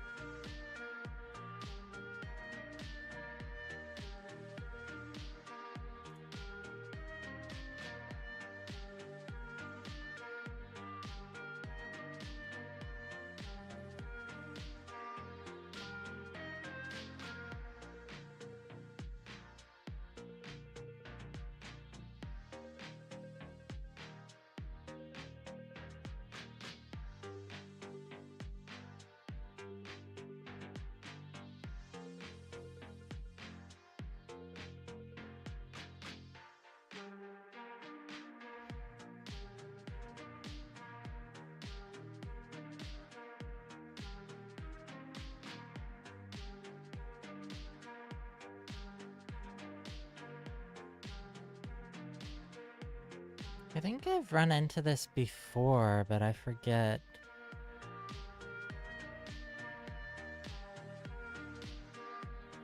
how to deal with it.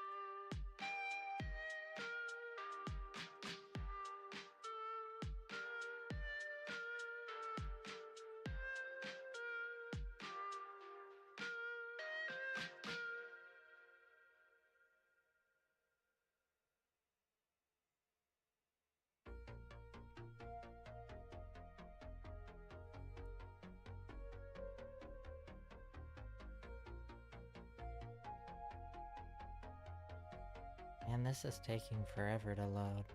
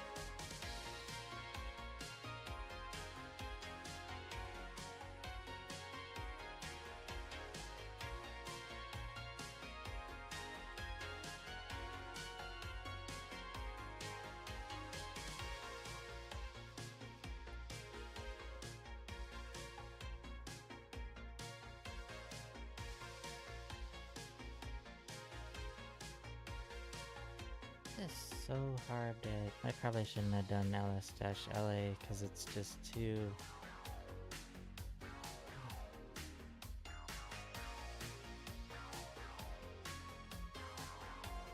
It's too much info. Let me just do ls. It's...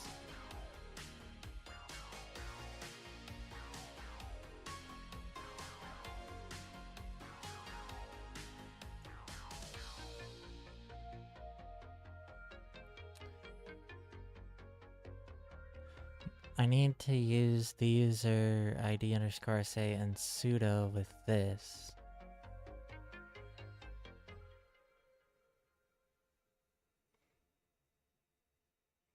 This is everything that's in the think home directory. It's just spip and user.txt, and I already got the user flag.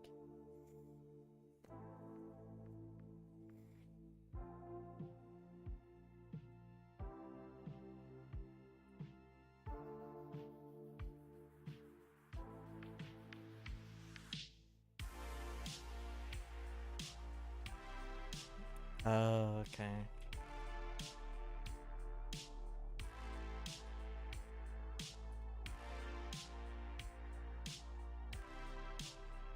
Oh, they're hidden files, okay. It's gonna be really hard to look at that, with how everything is formatted in this. This is not ideal. Let's see.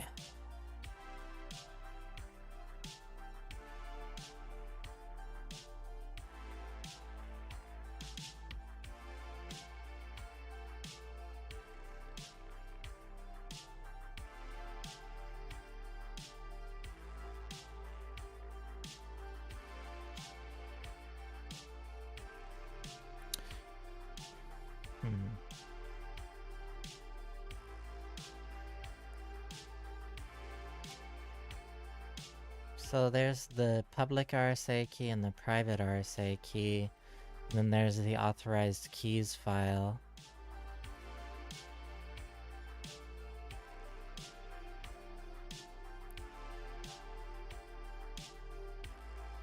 What's the hidden file you're talking about?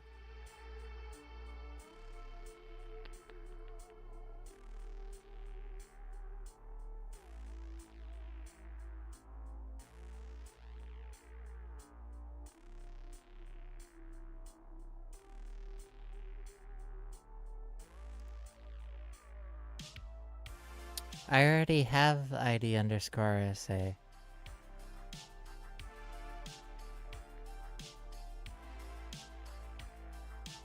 What? I'm confused. The private key for user think for SS. Yes, I already have the RSA key, the private RSA key power. I can't log into it though. You need to SSH with this key first.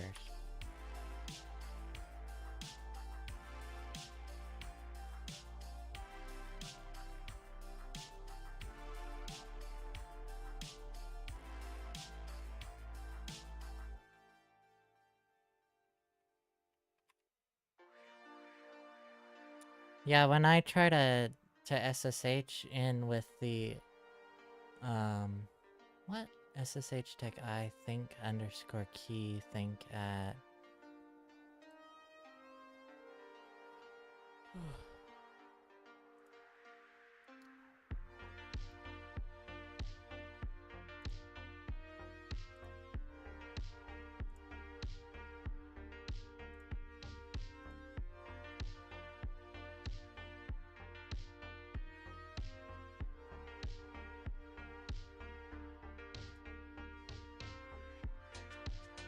So you just grabbed the private RSA key and changed the name to think underscore key?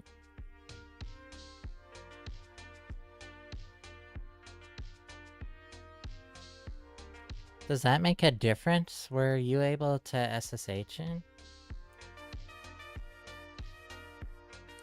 Or are you not actually doing this, or are you just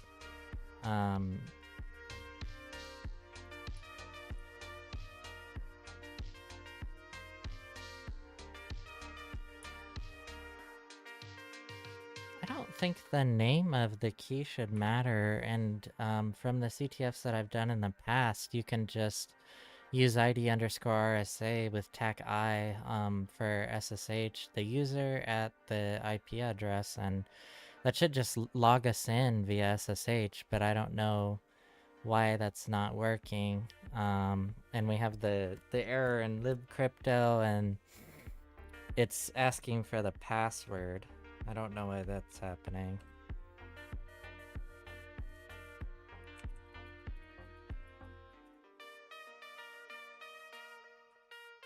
There aren't any spaces, it doesn't seem.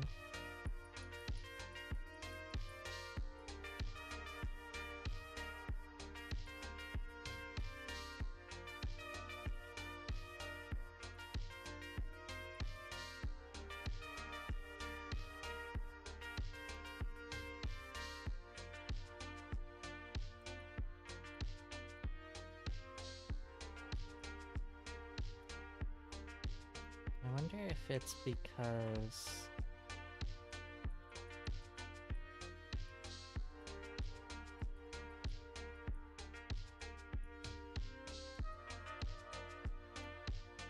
I wonder if it's because that has to be in that format. Try it again. Nope, it's still asking for the password. Wonder if anyone else has had this issue with this machine.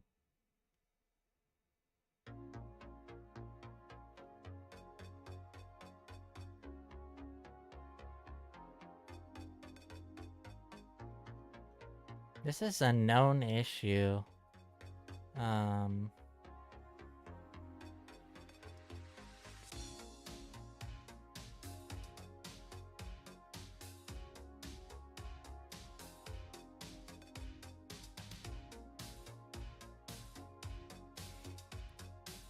Oh, this says, never mind, the problem was the key was in a bad format. So maybe it is the format of the key.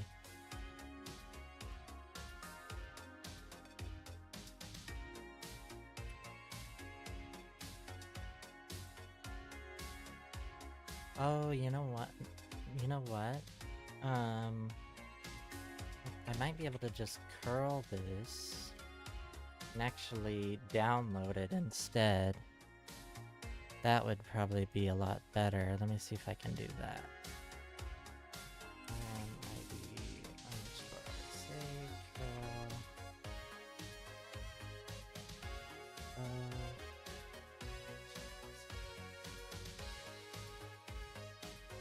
URL rejected. No host part in the URL. Oh, whoops. HTTP.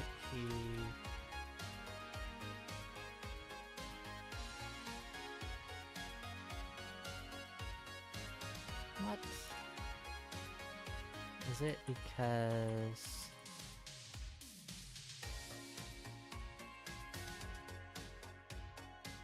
that?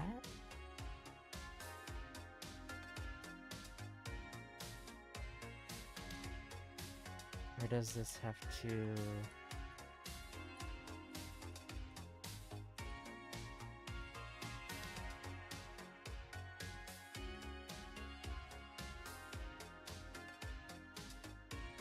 malformed input to a URL function?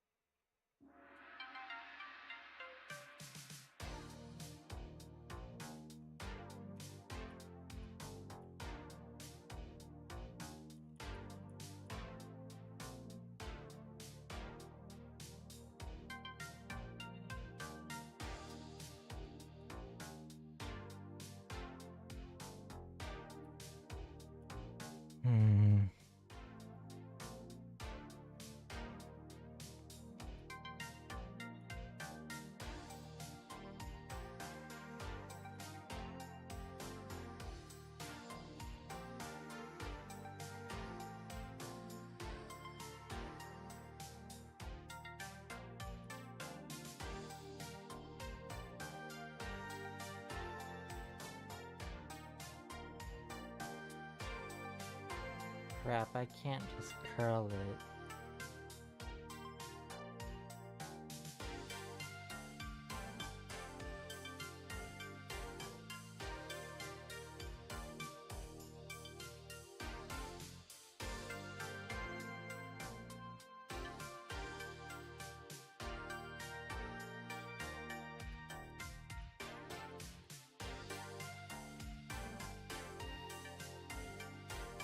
Did that work?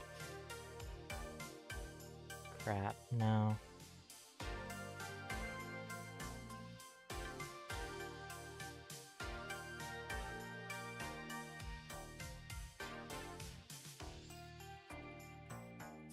Oops.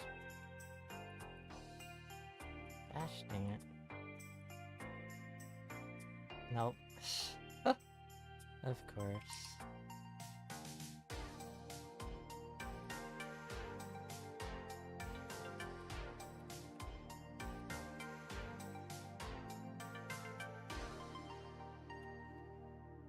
What the hell?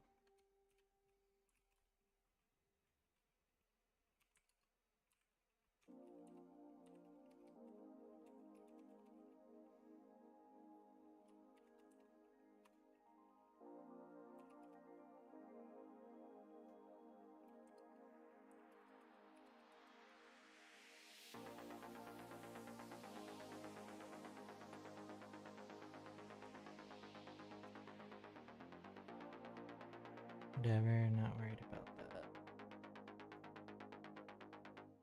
No, I don't think you can. I was just trying to see if maybe you could.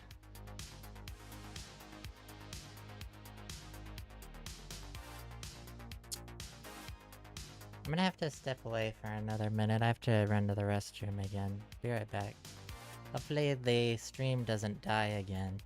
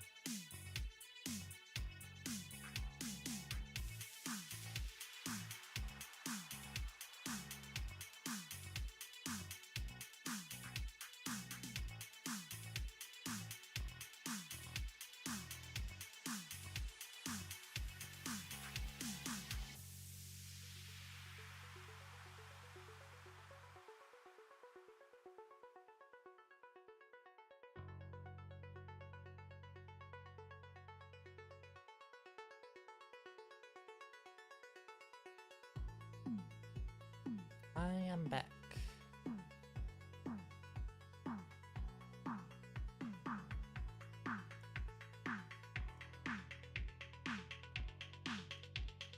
I don't think you can curl directly from the browser command, no.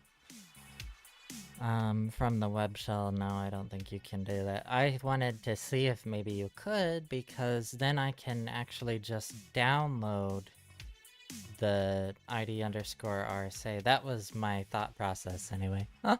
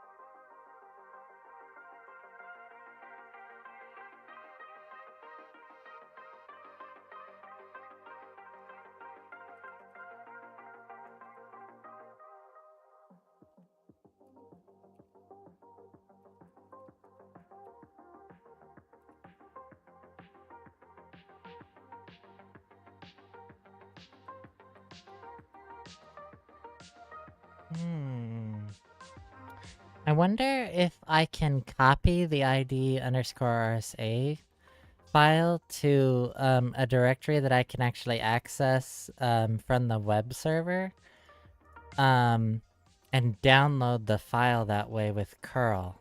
I'm gonna try that. Oh. So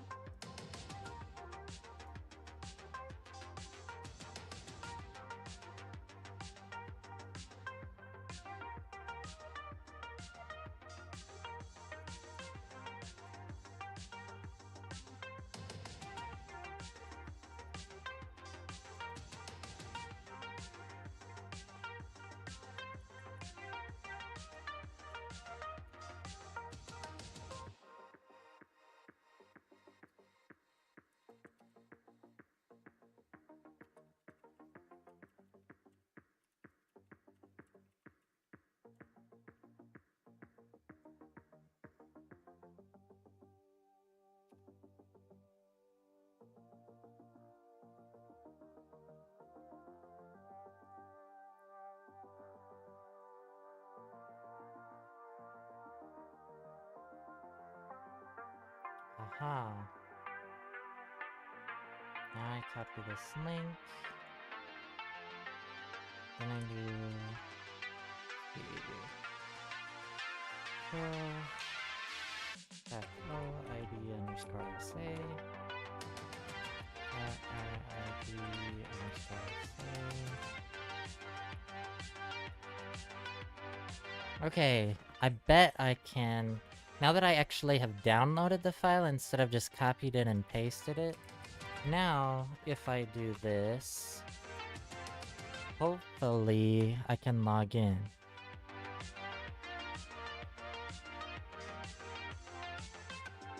Come on. Yes! Awesome! There we go. Okay, so we have SSH access as the Think user now. Okay.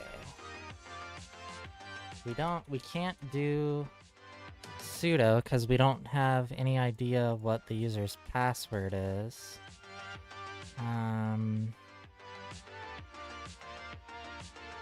Let's do find/tag term that 4002 is greater than /dev/null to find any files that have SWID permissions set on them, and pipe all of the errors out to dev null, basically into the void. Yeah, did you see how I did that? It was pretty cool.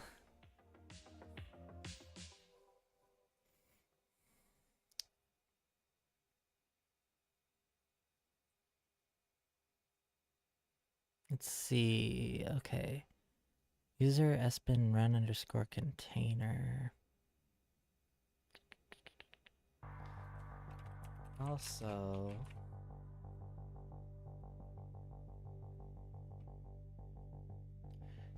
so what I ended up doing is I copied the ID underscore RSA file to the spip config directory on Think's home directory, and then I found out then that I can actually access that on the server, and so then I can see that here, and then I just copied the link and then curled it and outputted it to the ID underscore RSA file. And since it was all in the correct format, then I was able to SSH into the server that way.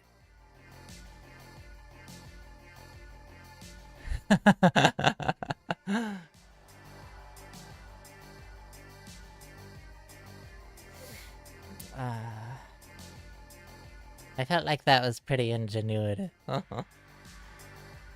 Okay, Pretty smart, dude.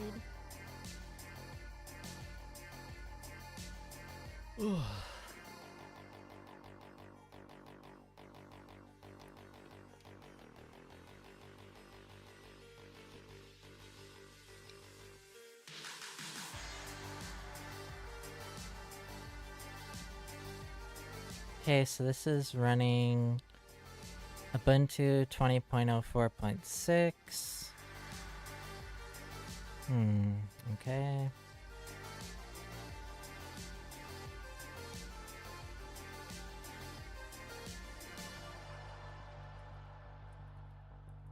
So I'm the only, yeah, Think is the only user that that has a home directory. Let's see.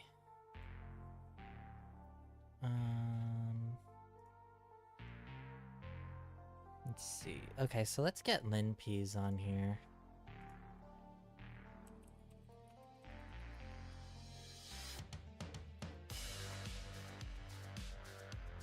I'll just grab it from my home directory.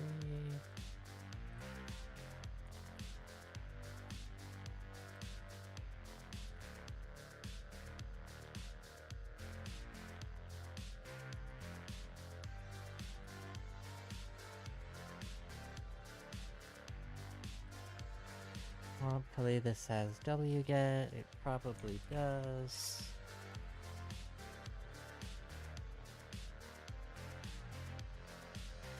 Permission denied. Okay, so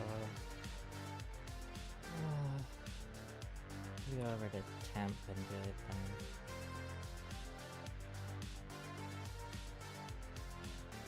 Permission denied? What?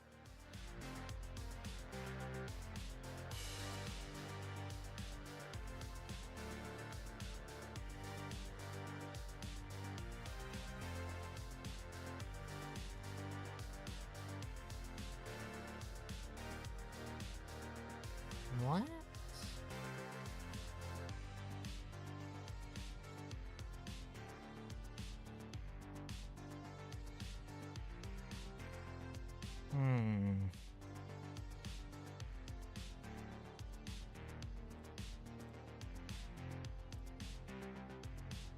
Cannot write to linpiece.sh. Permission denied. Why is that happening?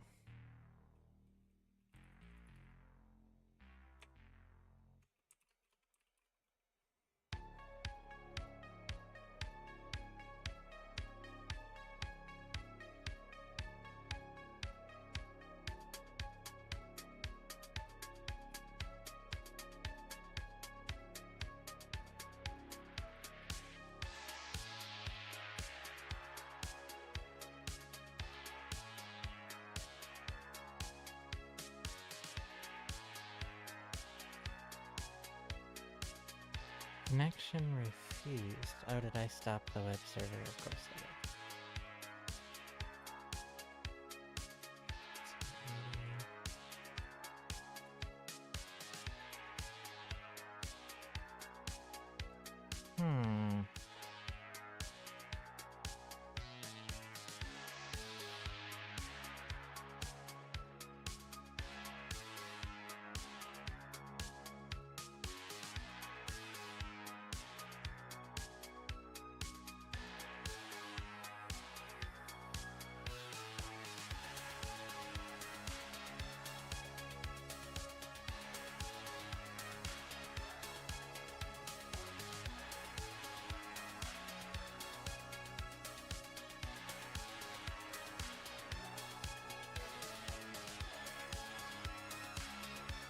Permission denied.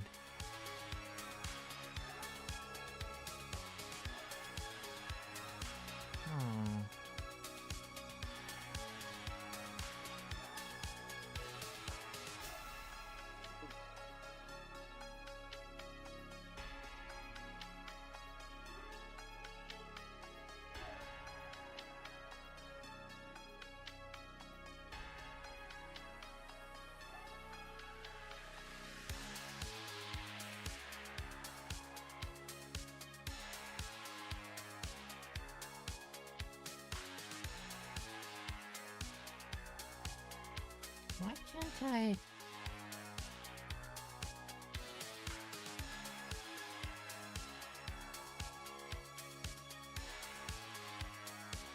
Why am I getting permission denied for that?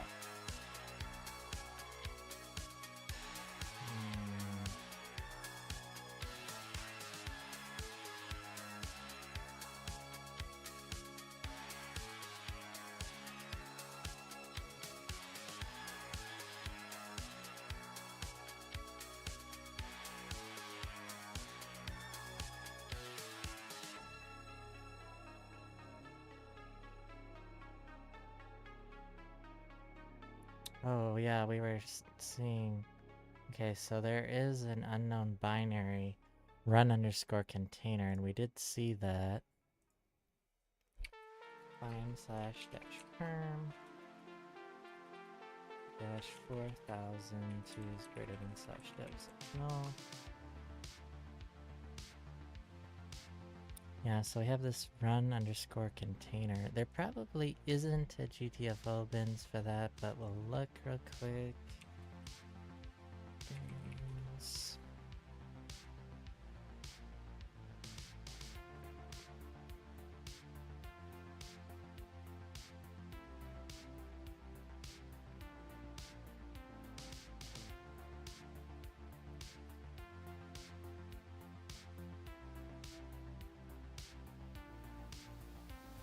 website again? It's run underscore container. Okay. Run underscore container.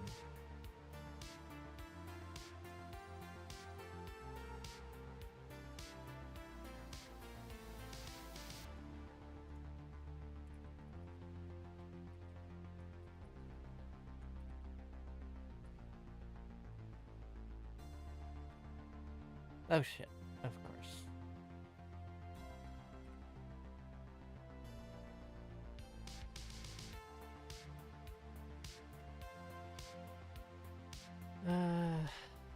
Okay, so we can't really learn anything about it. Let's see, can we do user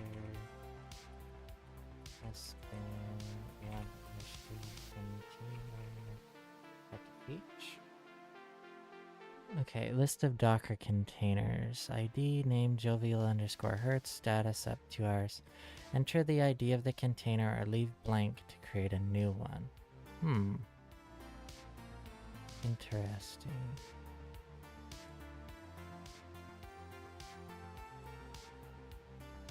Let's look at this container. I don't know if we want to create a new one. Maybe we want to create a new one. Start a container, stop a container. Let's see. Start container, stop container, restart container, create container, quit. What do I want to do?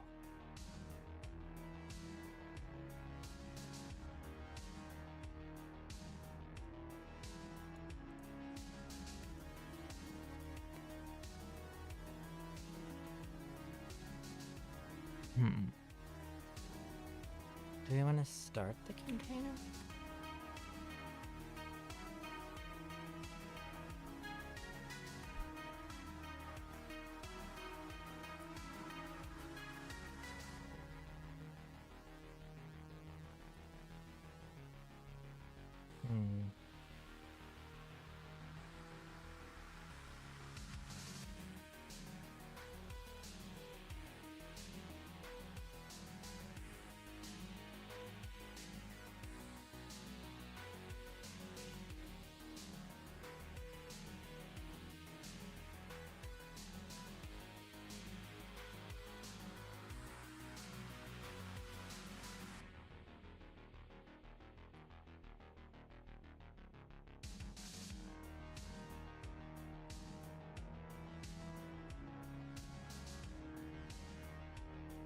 Did they basically just rename Docker Run?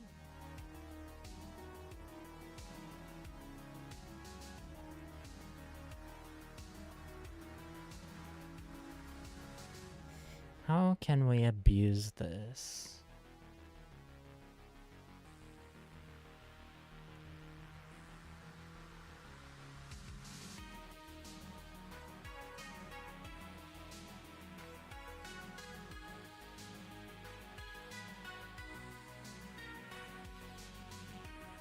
Okay, and this is owned by root.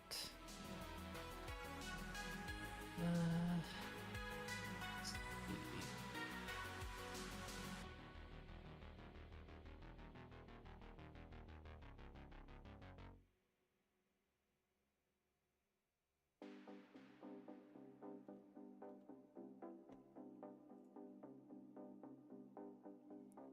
How to escalate privileges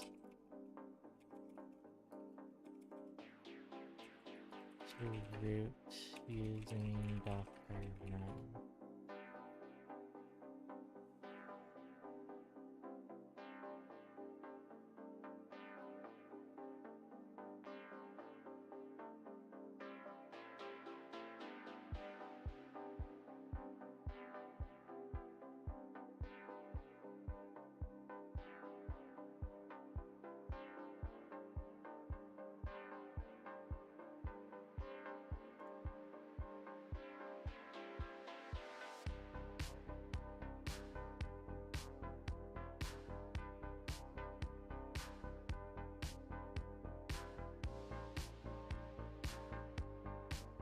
Can I execute it exactly like that, or do I have to actually have a name of an image?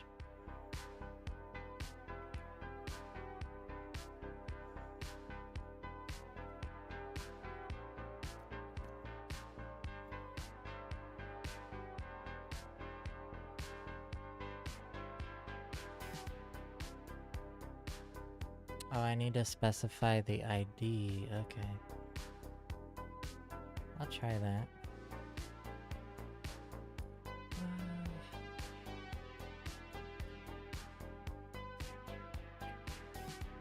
Hash ID. Yeah, we have to find out. Okay, so here's the ID.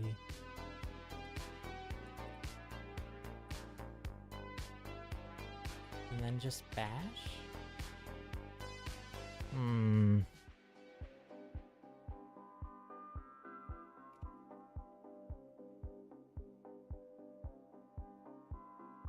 Do I need to create a new one?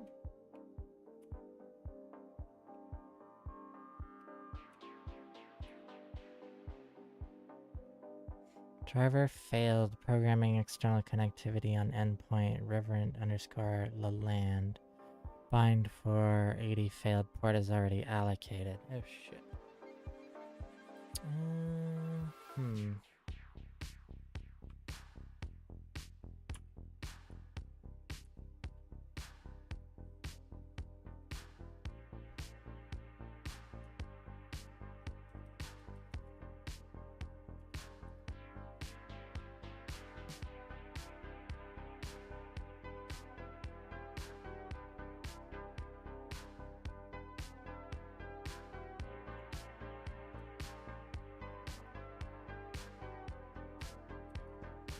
Can I use mine that I just created?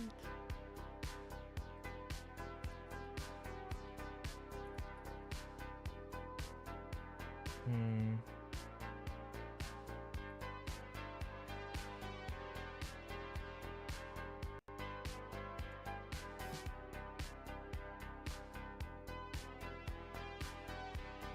I'm not trying to escape the Docker container. I want to escalate privileges. Privilege escalation with 2 shells on the container as root. CD into slash.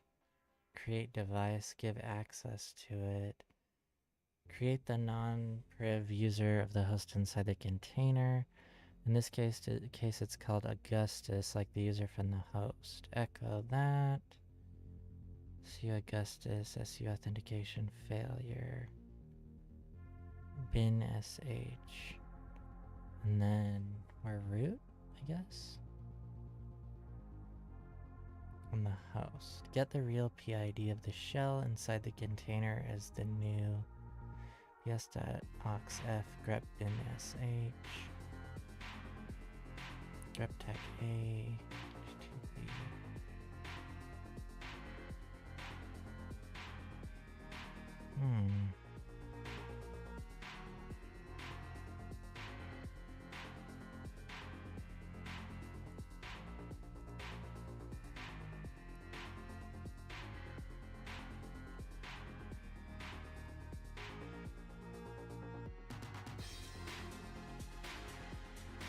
I'm not sure what this is. It's...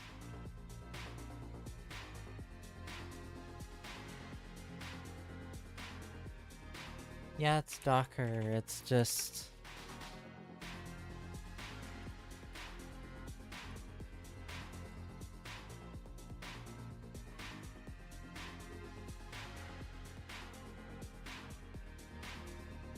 you can only do specific things with it, though.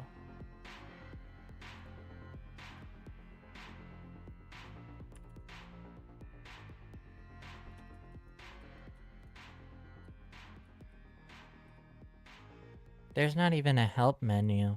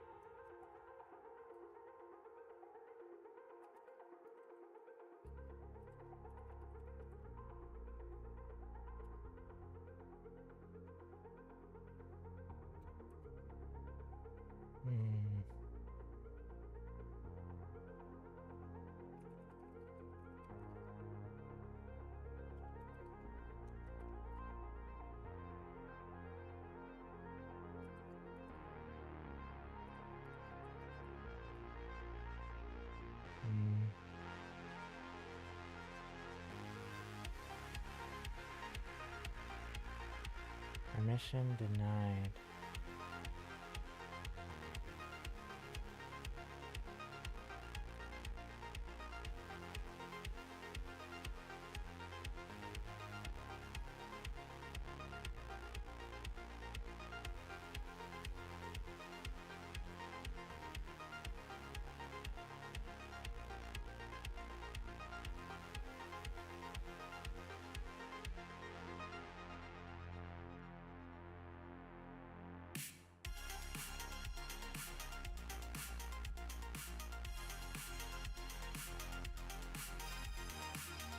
When I run that though, it says permission denied.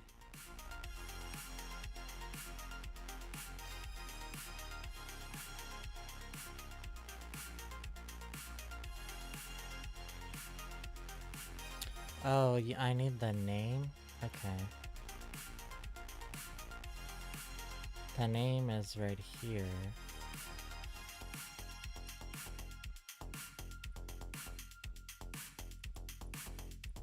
And then what command would I do? Do I just do who am I? That gives me permission denied as well.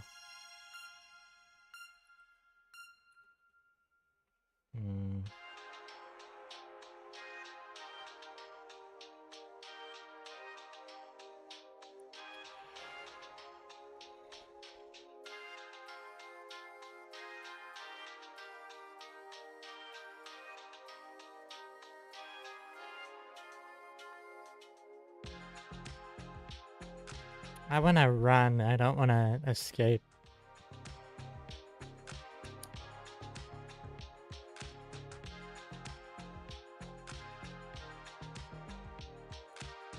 I'm trying to find out how to abuse this binary so that I can escalate my privileges to root.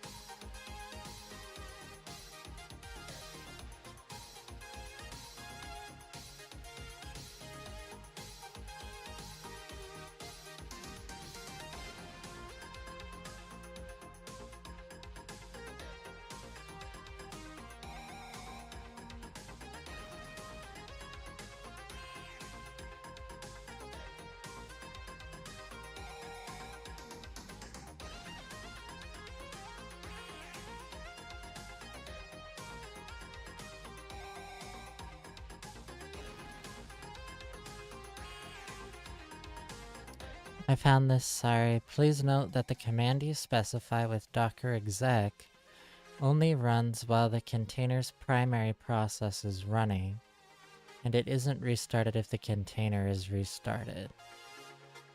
The command you specify with docker exec only runs while the container's primary process is running, and it isn't restarted if the container is restarted. Huh. Interesting.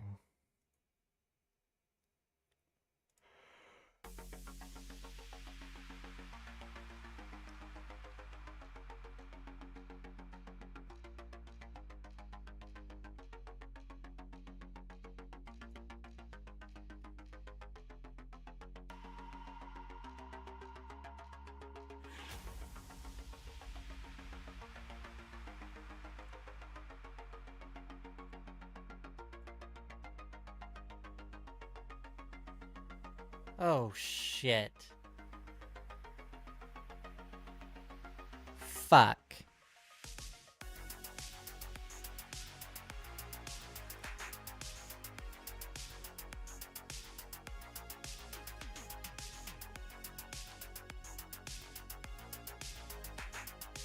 What? How am I?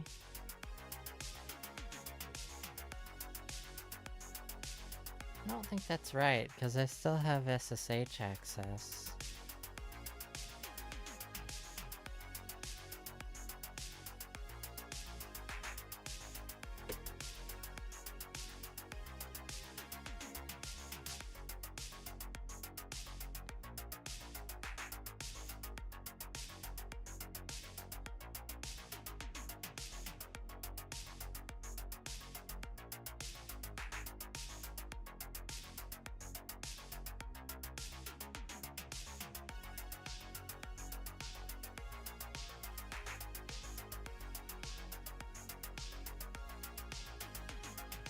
What the fuck?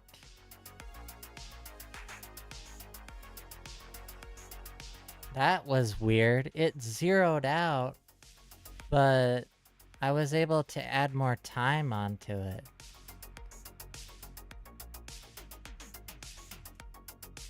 And I still have SSH access. That's so weird. I'm glad that that worked out though, because that would have sucked if it actually would have terminated. What is this hint here, I wonder? Look at the app armor by its... Look to the app armor by its profile.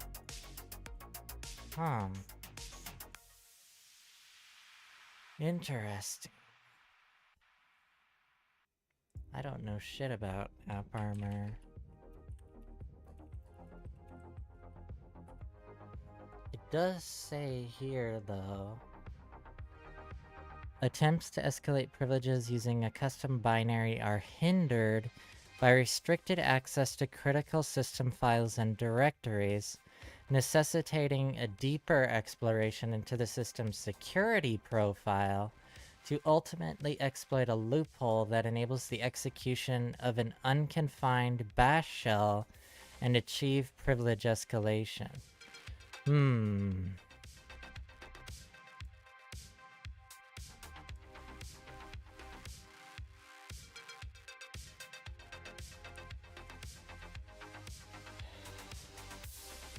How to look at app armor profiles on Linux.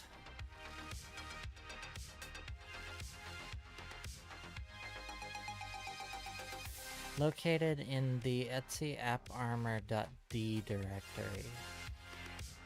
cd into Etsy AppArmor. What is it?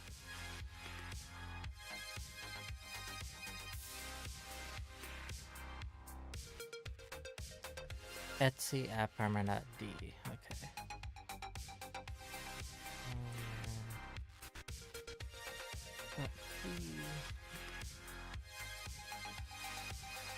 Okay, here are the profiles. Let's see. ABI, ABI abstractions, disable force dash complain, local. Let's look at local. See.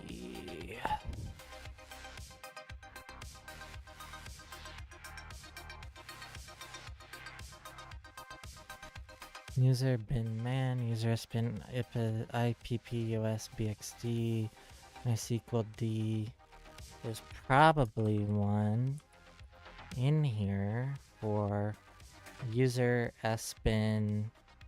What is it called again? Run underscore container.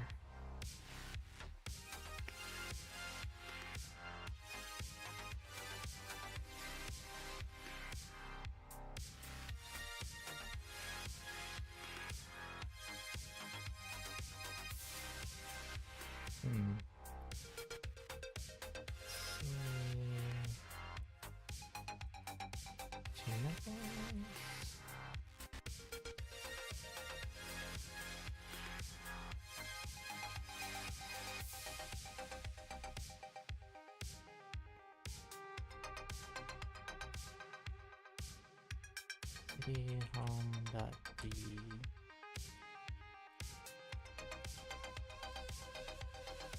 Site.local Ubuntu.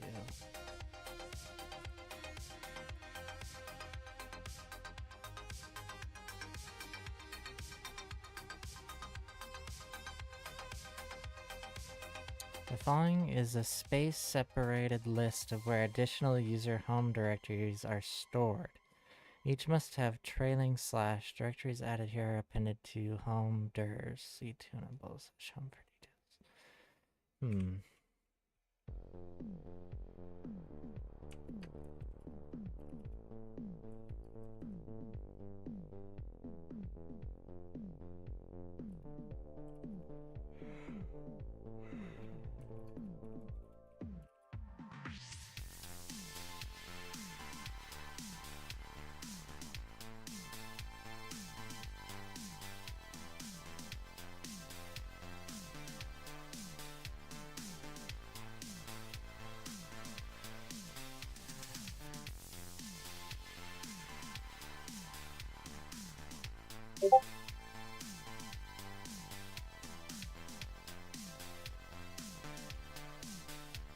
Hey, thanks for the raid, null object dev. Appreciate it.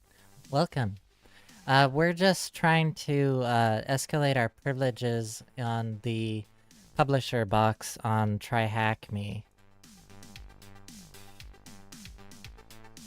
Docker ps-a. Oh yeah, I forgot about that. Docker ps-a. I think the problem here, though, is that AppArmor is hampering a lot of things that we can do with Docker. So we're trying to find a loophole for how to get around that.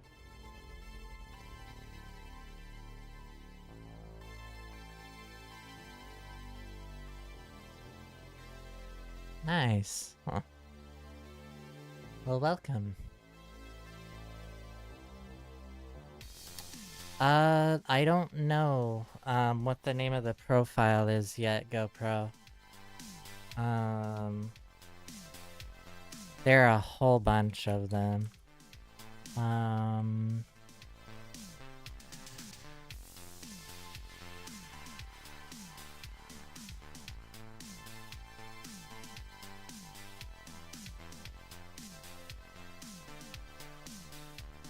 Oh yeah, it's 6 a.m. in Germany, huh?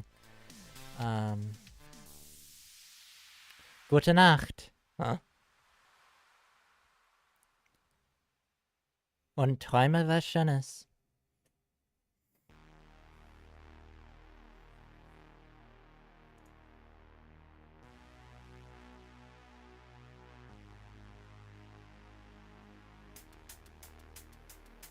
Oh, start working, right, yeah.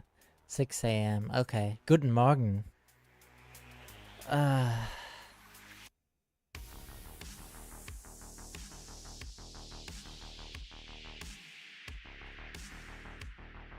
Thank you. Appreciate it, null object dev.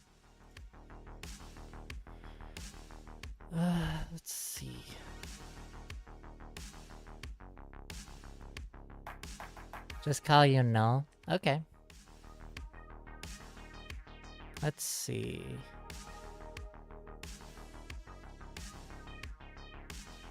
You have no permissions because you're in Docker. I know there is an escape for Docker to be privesc. I don't know if it's the way. Yeah, this is definitely being caused by AppArmor. Because we have, so like it says here, attempts to escalate privileges using a custom binary are hindered by restricted access to critical system files and directories, necessitating a deeper exploration into the system's security profile to ultimately exploit a loophole that enables the execution of an unconfined bash shell and achieve privilege escalation. And then if we click on the hint, it says look to the AppArmor by its profile. So now I'm trying to find out what AppArmor profile is hampering Docker. Whoops. AppArmor.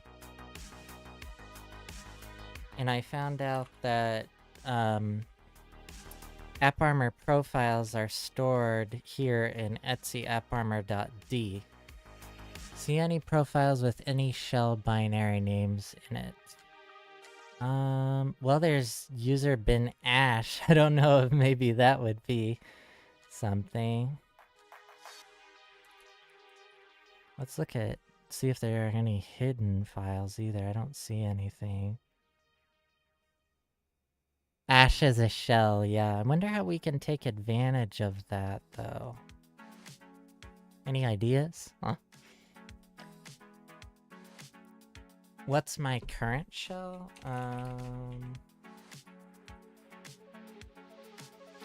Oh, we are user sbin ash. Okay, interesting. Can we just delete the profile, I wonder? Let's see, do we have... Let's see, so, okay, so this is owned by root. We only have read access. But if we read it, I wonder if that will tell us anything. Null object dev followed your channel. Include tunables, global, user bin ash flags equals complain. Remove specific file path rules. Deny access to certain directories. Oh, no wonder we can't access the temp directory. Gosh damn it. Because that's denied. We're also denied our access to our home directory.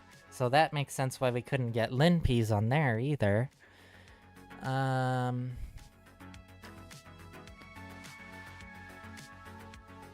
Cat the file? Oh yeah, I'm looking at the file.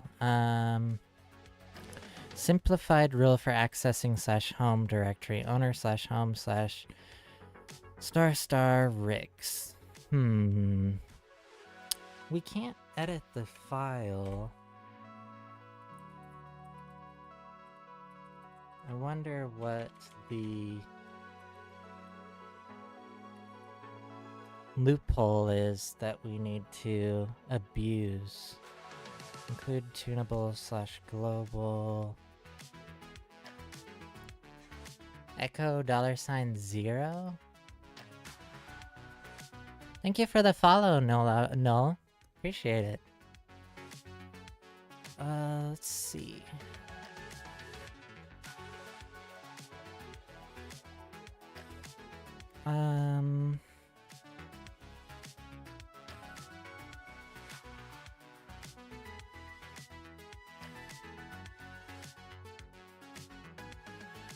We can't edit the file, so what can we do? Oh, it does the same as echo $shell. Oh, okay. It's not quite as comprehensive though.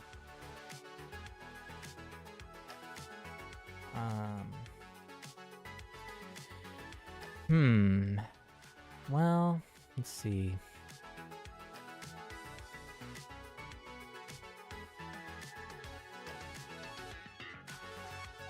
Ah, well, thank you. Thanks again, Noel. Let's see. What can we do? Because we're being hampered. Let's see. Opt. So we're being denied read access to opt. We're denied write access to not to opt /*. Write access on temp dev shm. Denied write access to that. And whatever. What is MRIX? User sbin /** MRIX. Loopback means cron tab from my understanding. Where are you seeing that?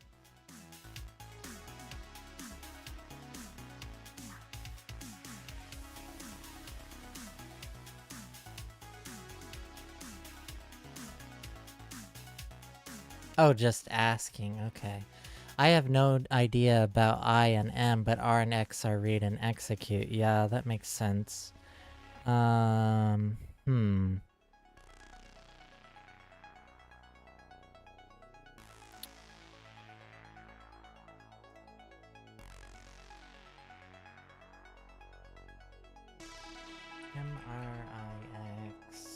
app armor.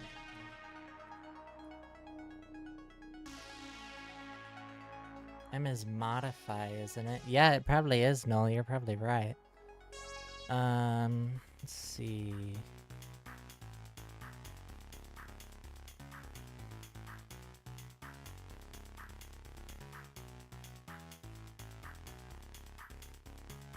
Mandatory access controller on individual application basis.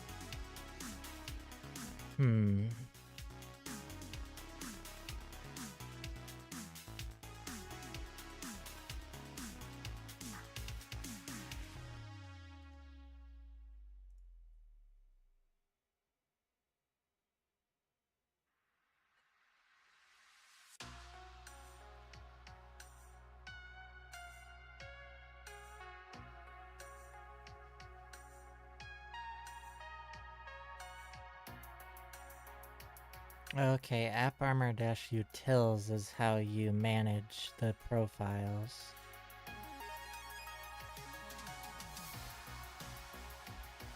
AA-complain.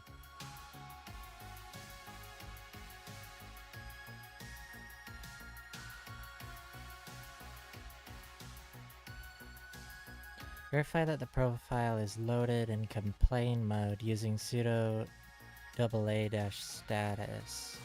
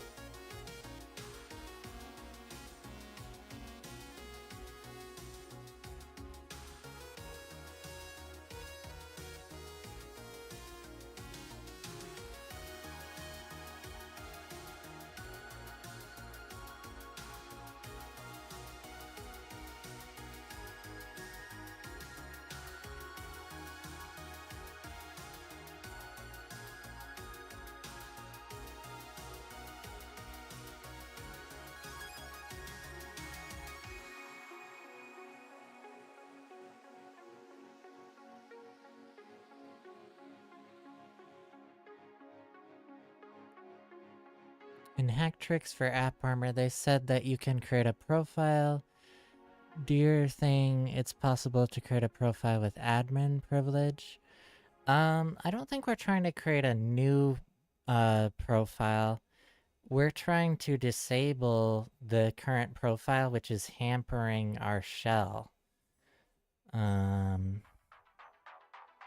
Let's see.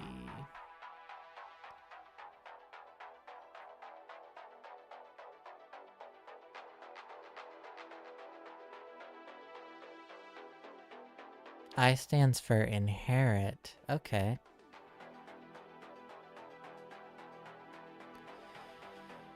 Let's see.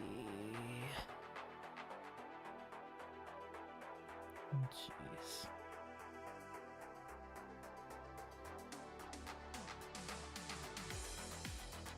From the site I found user bin bash ix inherit execute, i.e. the executed bash program will inherit the current profile. Ah, okay.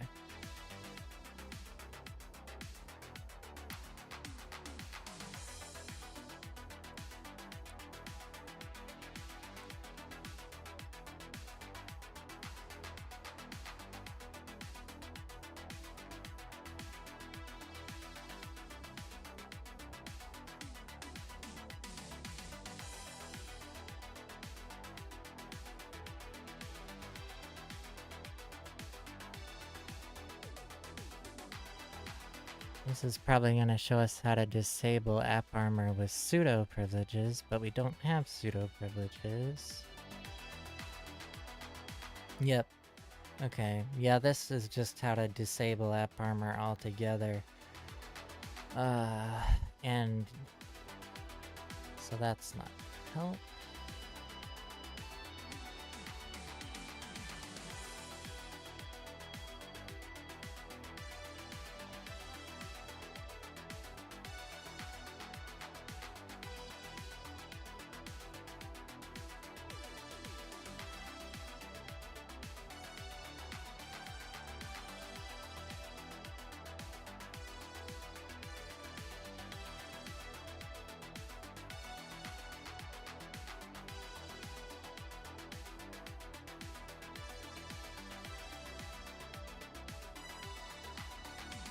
I just have to read the write-up at this point, because I've been streaming for a while, and I think I'm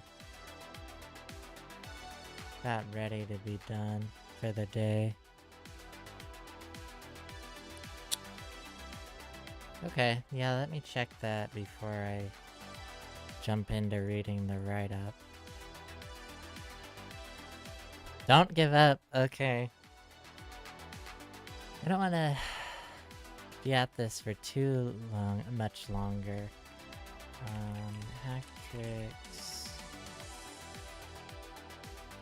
Armor. Hell yeah! Goblin life! Ah! Tizmaker followed your channel. Thank you for the follow, Ticemaker. If I'm pronouncing that right, sorry if I'm not. Let's see.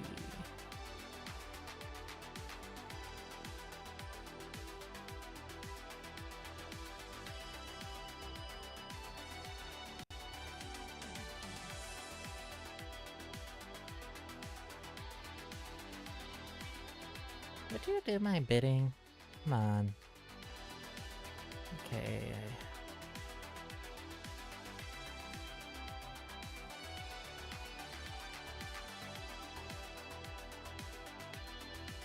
Okay, let's look at this. Oh, it is Ticemaker? Awesome. Welcome. Thanks for joining.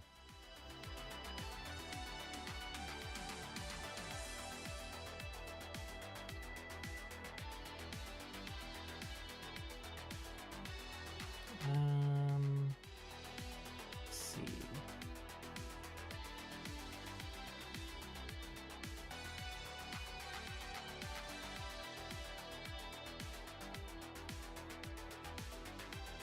Commands.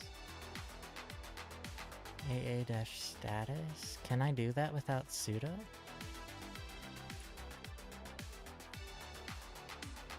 Nope. You do not have enough privileges to read the profile set, of course. Oh, okay, so read, write, memory map as executable, file locking, creation of hard links. Okay. IX to execute another program with a new program inheriting policy, just like Null said. Okay. Then in different console, perform all the actions that the binary will usually perform. Path to binary, tag A, do something.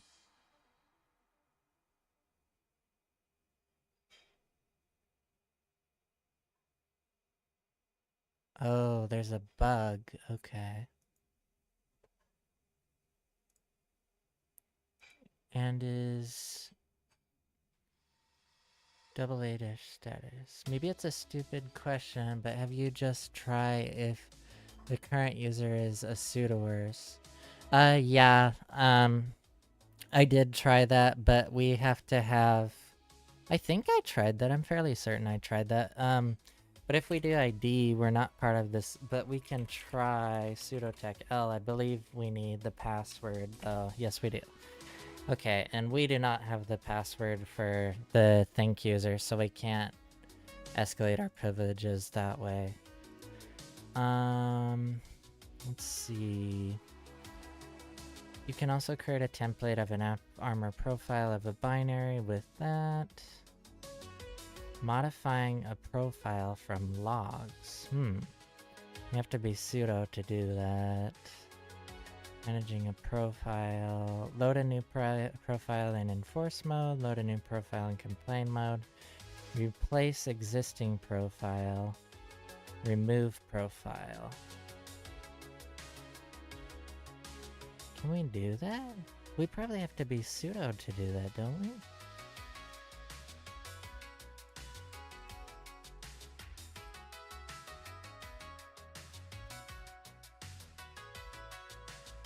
What is the profile called? Oh yeah, user spin.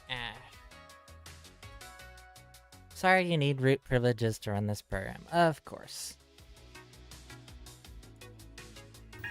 I'm gonna have to go into hardcore hacking mode.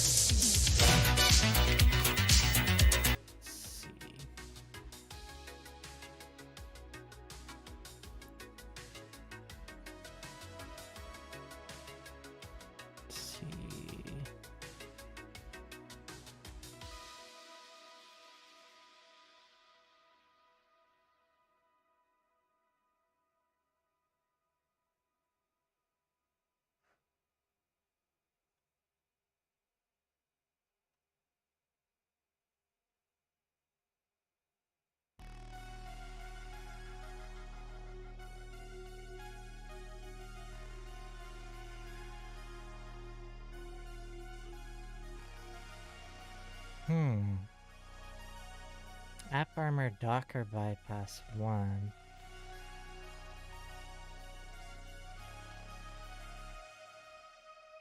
Bypass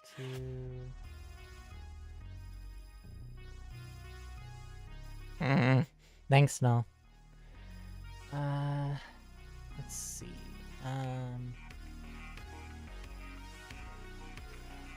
Let me look at this hint that GoPro provided.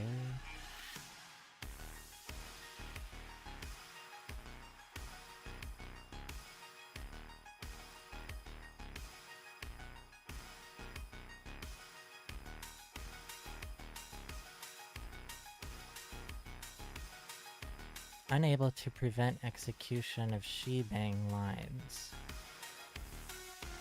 The hint is really something. If that works, you can get your privileges. Oh, nice. Okay, let's say I want to write a profile to disallow execution of one particular binary, but otherwise allow everything. Under this profile, it seems like I cannot prevent scripts with user bin Perl shebang line from executing anyway. On Vanilla Debian 10 and Ubuntu 20.10 Groovy boxes, I get the following results.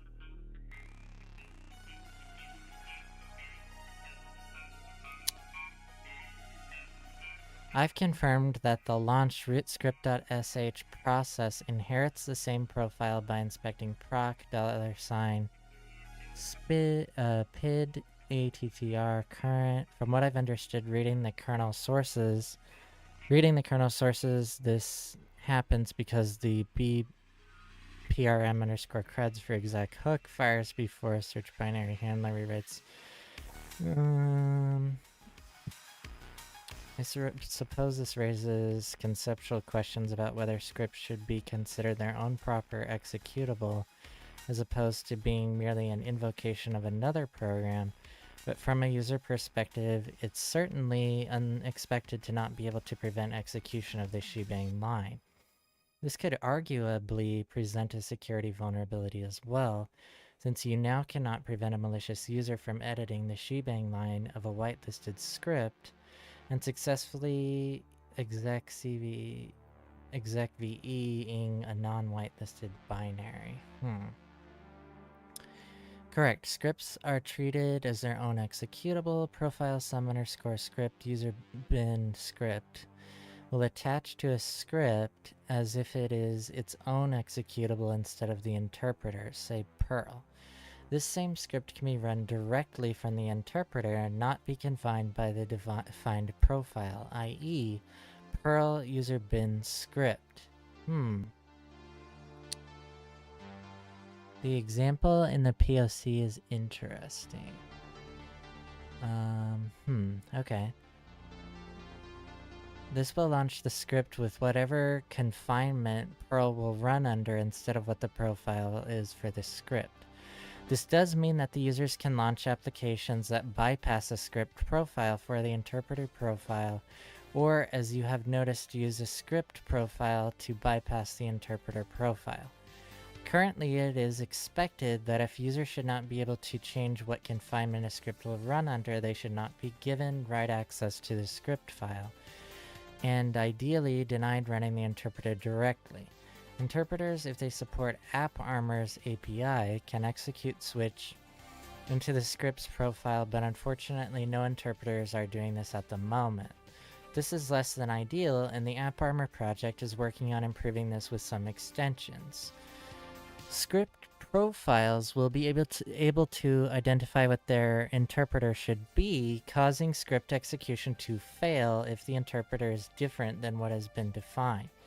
Scripts can be defined to use the interpreter profile. Scripts can be allowed blocked based on the interpreter and further out. Interpreters will be able to be tagged as such and parse out the script file that is to be run and pick up the script profile even when started by the interpreter.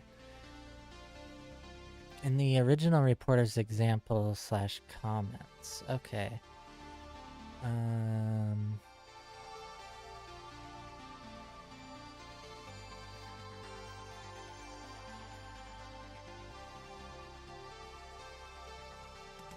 Oh, is it AA-exec? Let's see.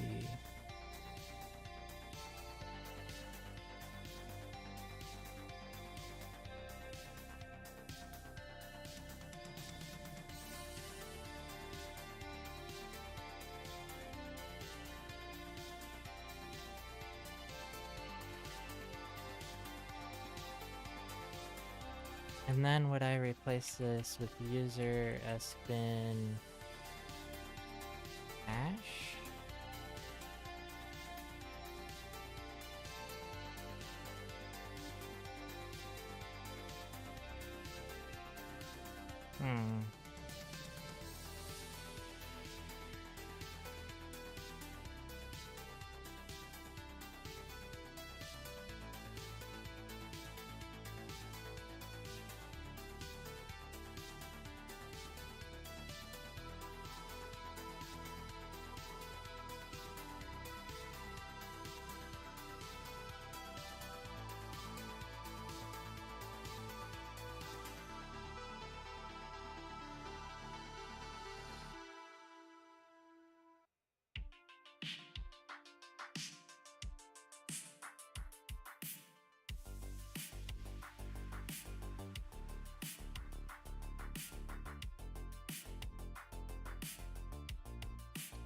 A AA-exec is just used to test AppArmor profiles, but the interesting bit is how they're executing a script with a shebang and it's not protected from running by AppArmor. Oh, okay.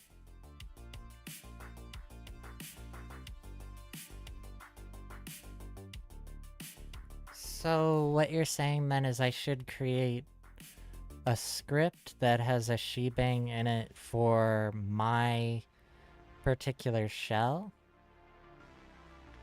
And then execute that?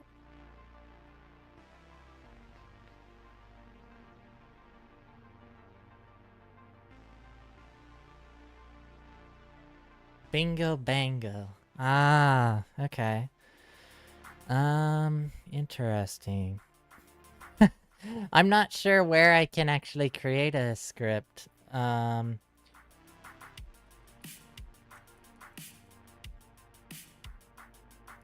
Jeez, not this crap again.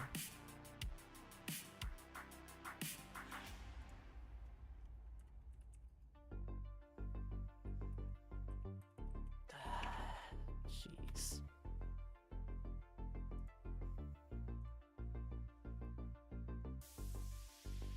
That's not the first time that has happened on stream, GoPro. Huh?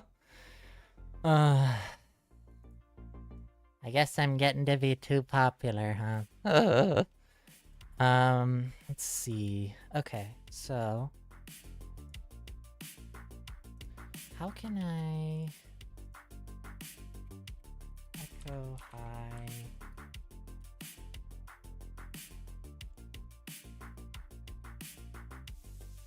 Wait, no, that's not what I want to do. Add cheap viewers, best viewers, free viewers as blocked terms. Ah, okay.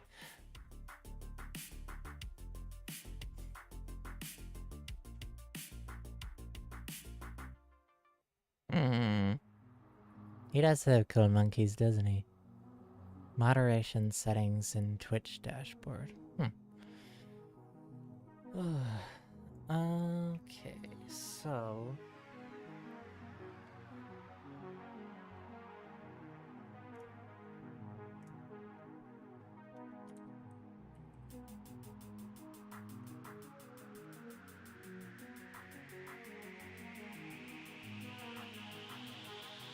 yeah, I need to remember to add those blacked terms. I need to make a note of that.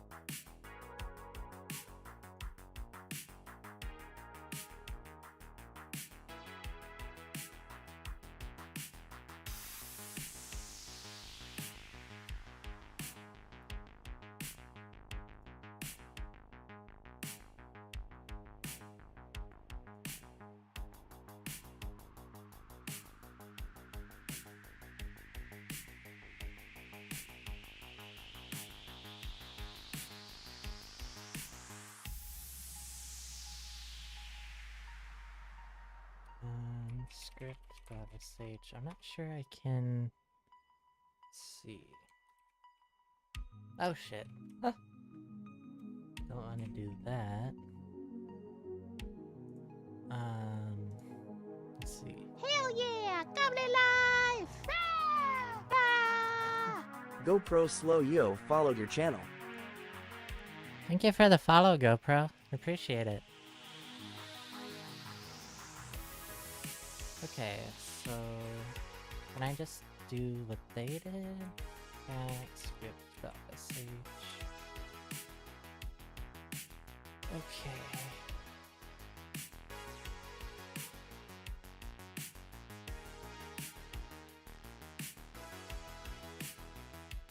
But this is just a proof of concept. How can I actually use this to abuse this? Oh, I could probably put the reverse shell in here, right? Let's see. You stumbled across it on my own search. Don't have primer turbo. Thanks a lot, though. I guess I will just have to suffer with the ugly default emotes. Oh no. Huh. Sorry, no. Huh.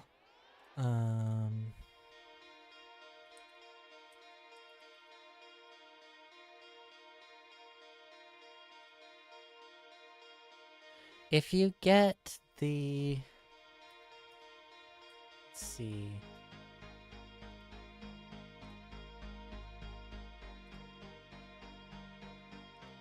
Is that right? Aha. Hey Null, if you get the, better TTV, emotes extension, then you can, do... It's not the same monkey. He has kind of a cooler monkey, GoPro does. But you can do a little monkey like that.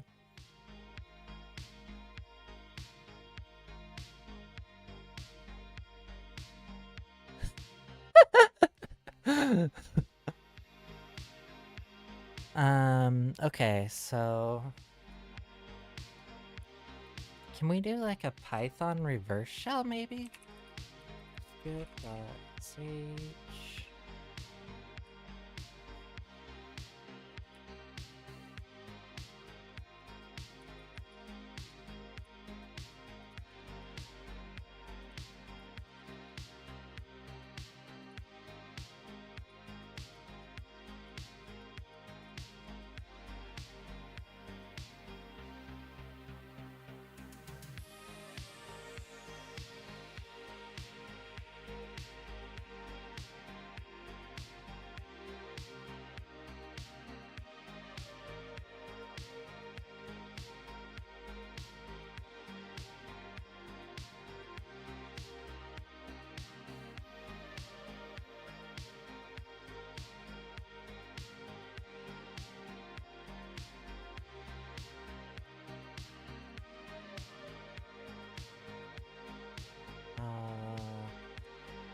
This would just be...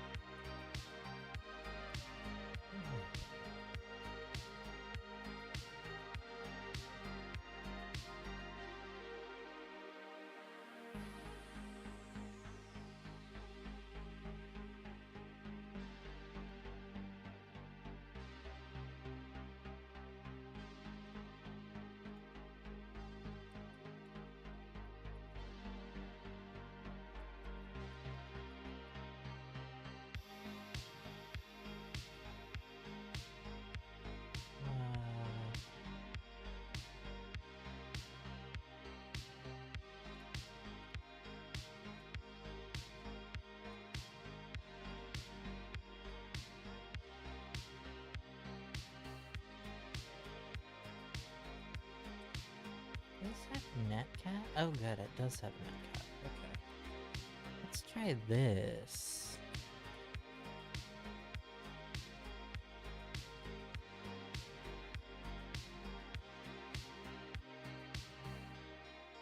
Okay, so now... Well actually... Okay, so... netcat, tag, LVMP... 7...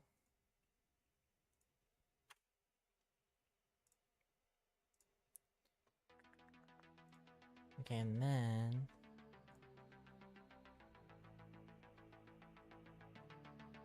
we did this... Wait, what? No, I don't want to do that. I'm going to do this.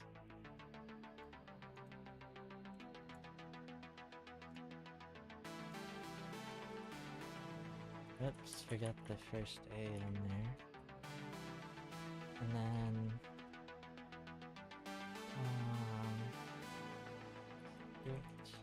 script.sh.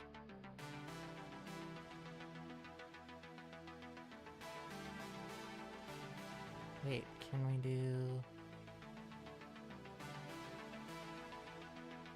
I don't think this is gonna work, is it?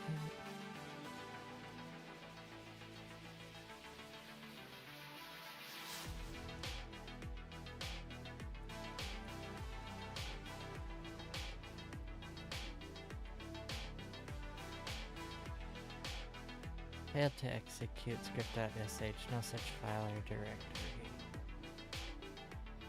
What?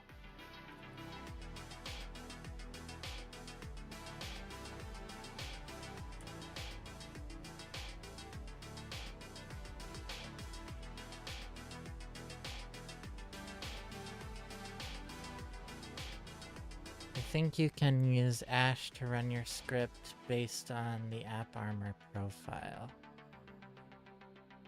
Okay.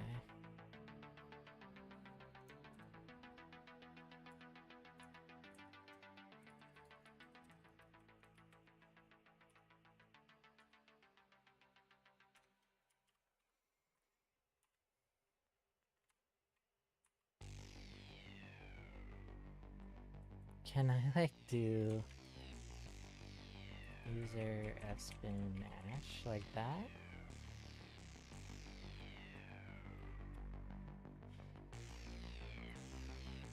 When I run this though, it says that this file doesn't exist, which makes no sense because it's right there. The interpreter is already Python, so you might want to remove the Python-C and closing. Oh, right, okay.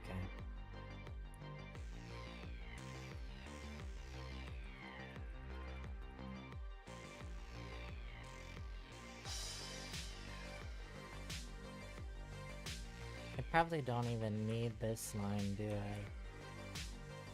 Or do I have to have that line?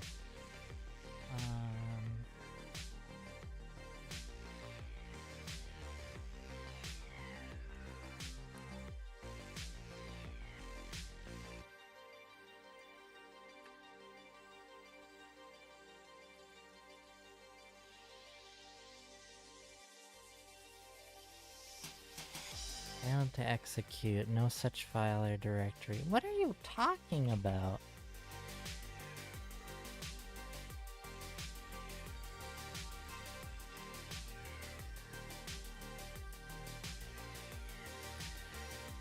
AA-exec is a rabbit hole, by the way, but everything else is on the right path. Oh, shit. Okay.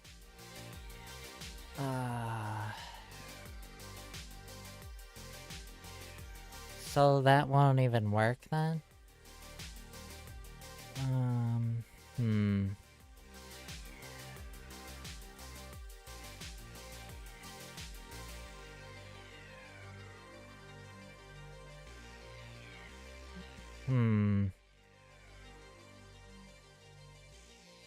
This is the bug. Huh.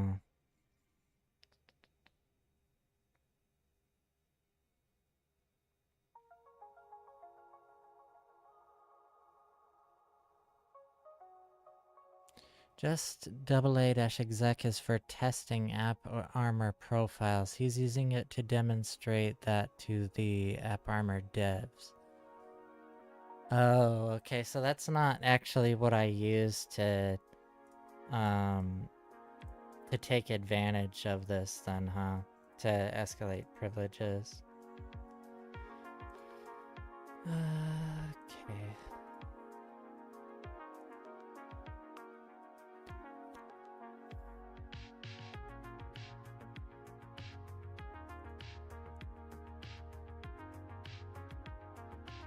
I'm just gonna take a peek at the write-up to see if I'm on the right track. Enter the ID of the container. Oh, wait a second. Why is that significant? When trying to execute it, I analyzed the options I offered and noticed an error that pointed to the script being executed and also to the command not being found. It seemed like a good target for a CMD hijack. Oh, so the actual... Oh, there's actually Okay. So user sbin run underscore container is actually not the binary. The binary is in opt run underscore container dot sh. Okay.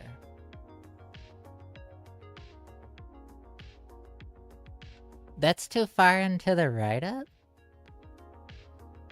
But, okay, I won't read too much. I won't read anymore.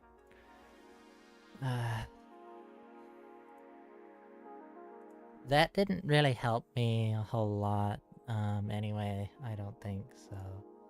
Let's see,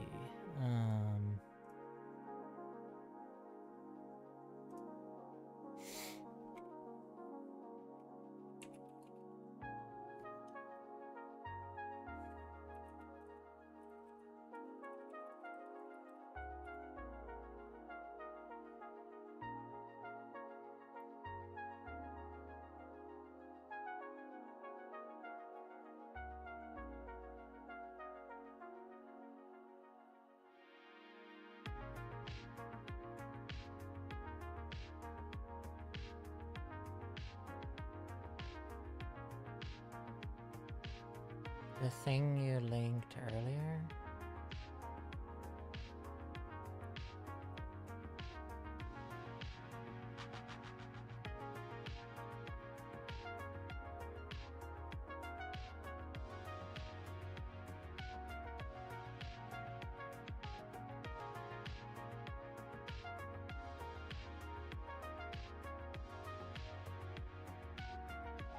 Oh, okay. You said to read that after I Prevesk, though.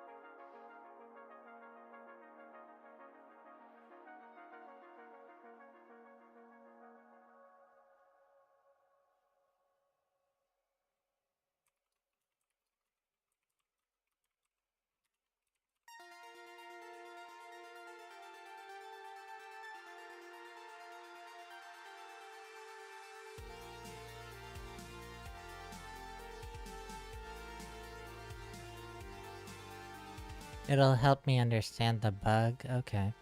The part of the write-up you read about the container script is after you defeat AppArmor. Unfortunately, you read too far past the right part. I did? Oh, crap. Okay.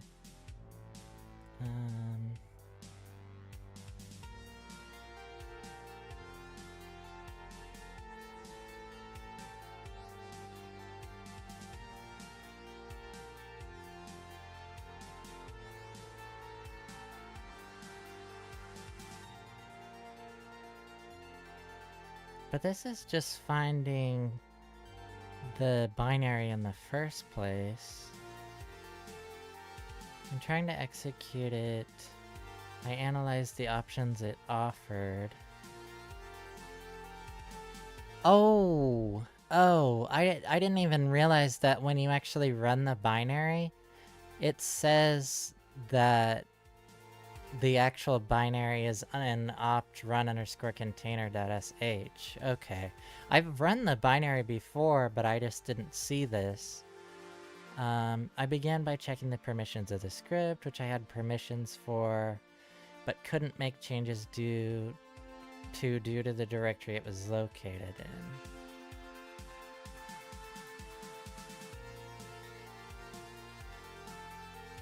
in. I also tried to overwrite the script's content, but I didn't succeed.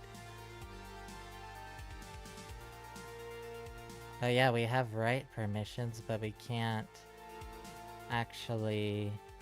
We get permission denied because of AppArmor.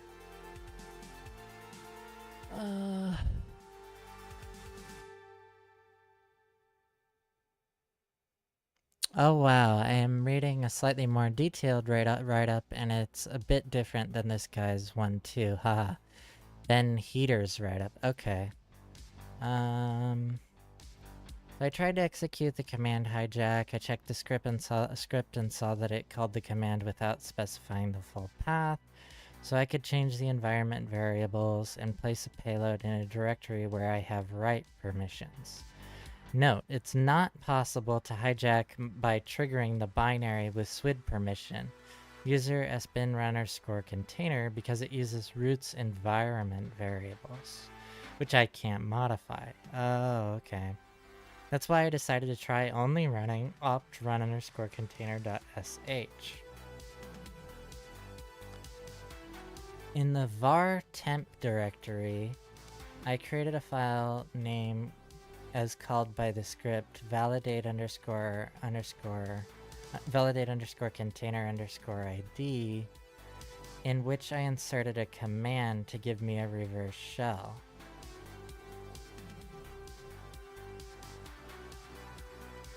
Interesting.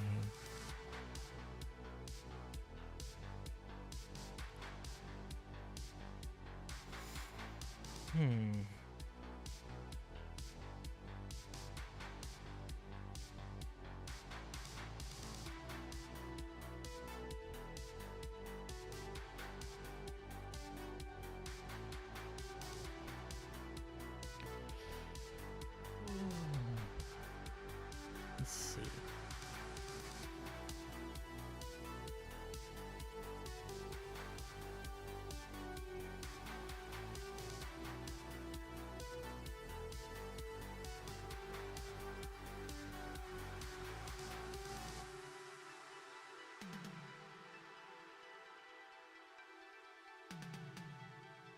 Before executing the script that will call the command, it's necessary to export the environment variable so that the payload can be found. Oh, okay. Unfortunately, the write-up author didn't fully understand the point of the box and accidentally performed the app armor bypass. Nice. Okay, so create a file in var temp directory. Whoops. /r/temp. Okay. Nano. And then we just call it validate_container_id. _container_id.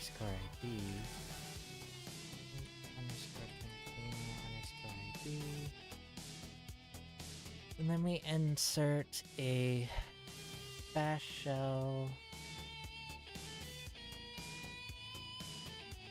Bash reverse shell. Copy.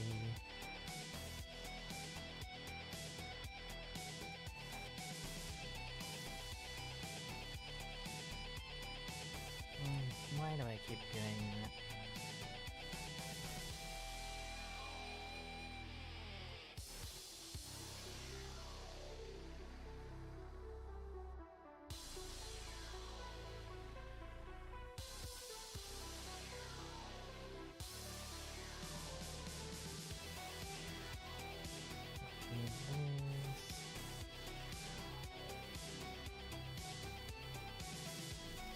Okay.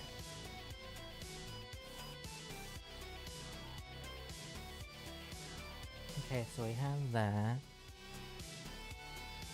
Oh shit. No, that actually needs to be changed.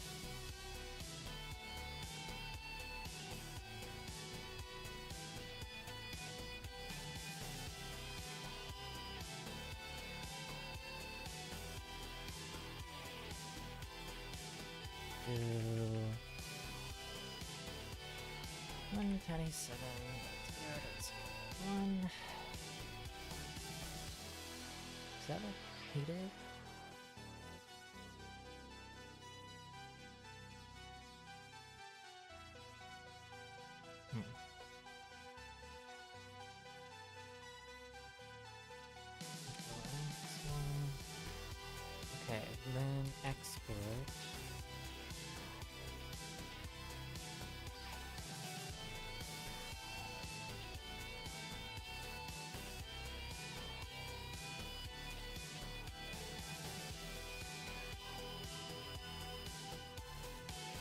Whoops.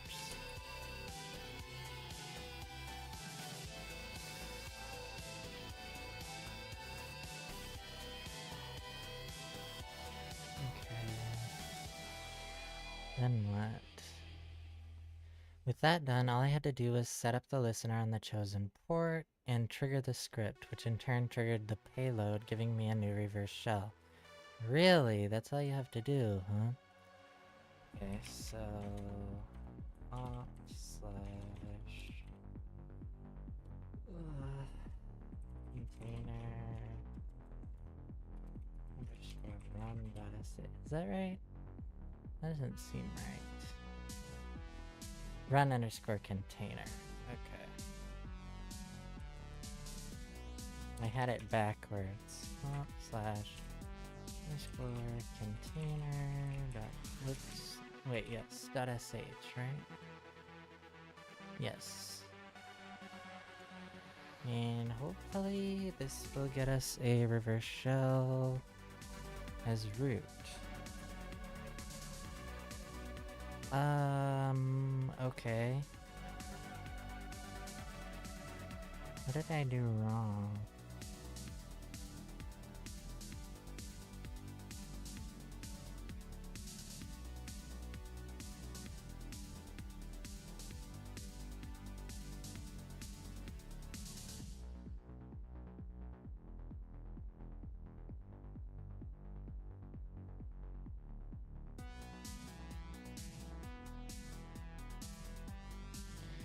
At this point, something curious happened. Despite the new reverse shell being executed by the same user I was using, since I ran the script with my privileges and my environment variables, something changed and now I was able to modify the file opt run underscore container.sh.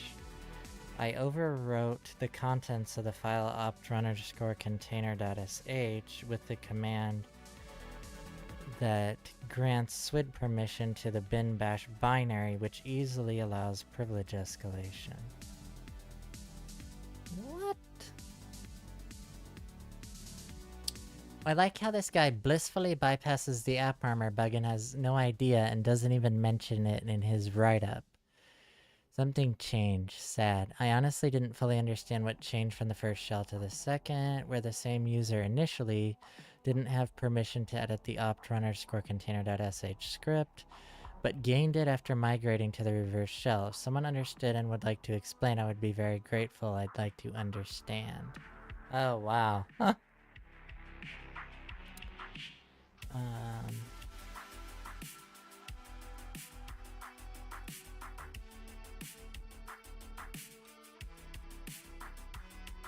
My reverse shell didn't execute for some reason. What did I do wrong?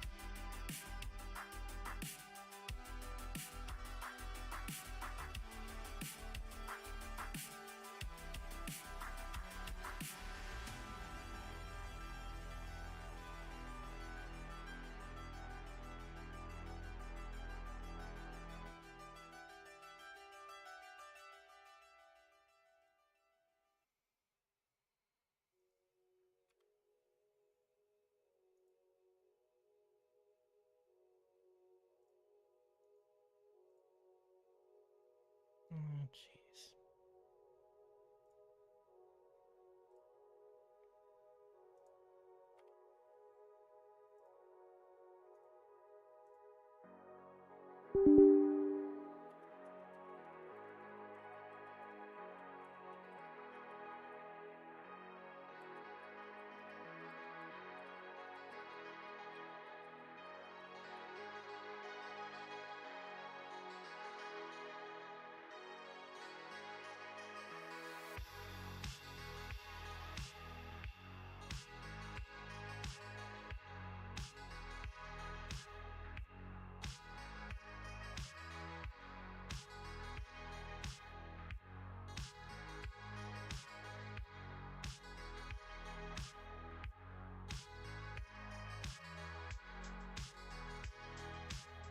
I thought I did exactly what he did, but I did not get a reverse shell back.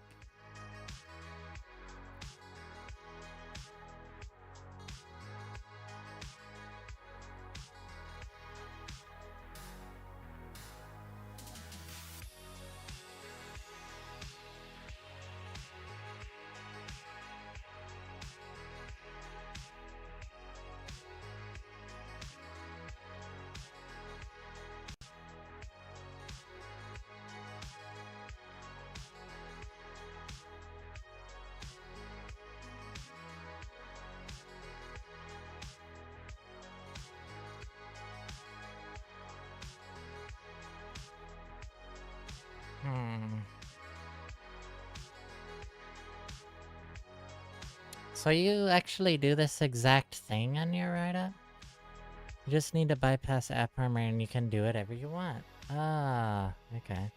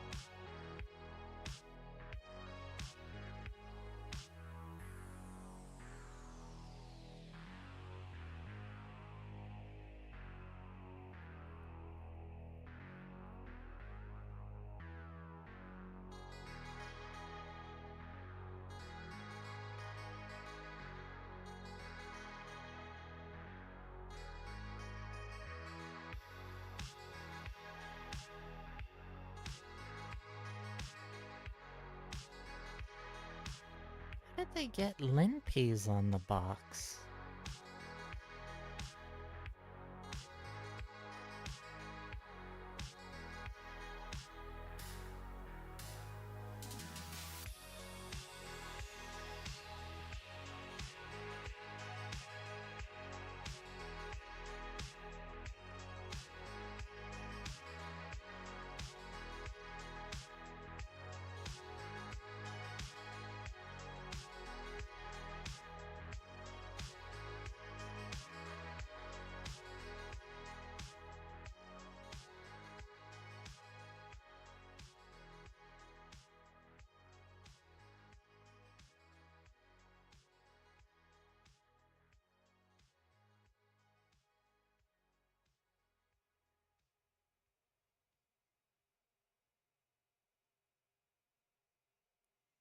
Oh, and this one, they get the private key for the root user. What the crap?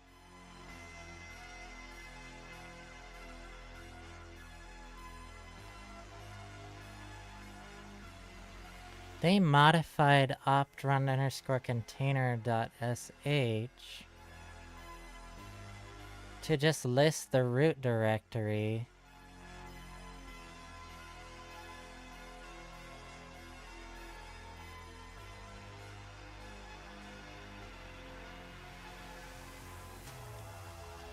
And they just changed the code to run ls-la/root/.ssh, and they got the private RSA key and then just SSH'd as root. Oh my god. Well, that's one way to do it. I like that way. That's nice and easy. That doesn't require me doing much at all.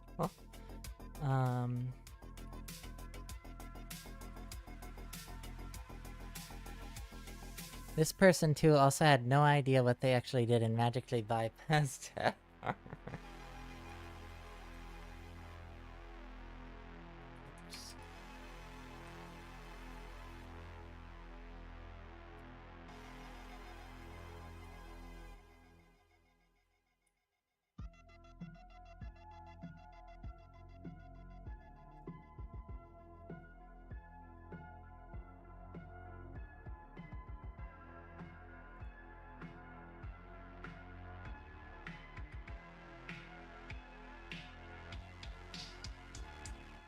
Function to prompt user for a container ID.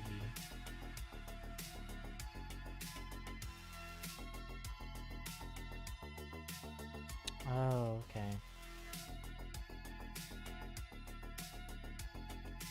They literally just wiped this out and did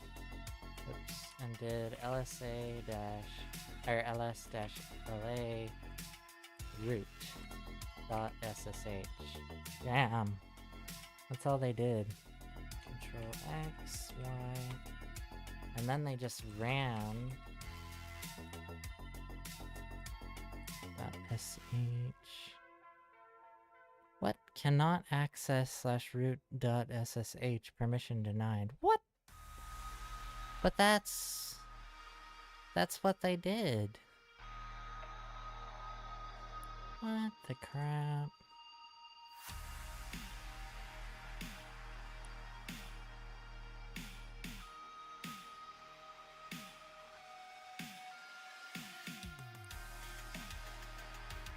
Oh, okay. You have to run user spin run underscore container.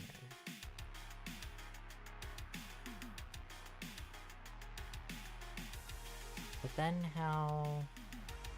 Oh, you have to cat it out again, don't you?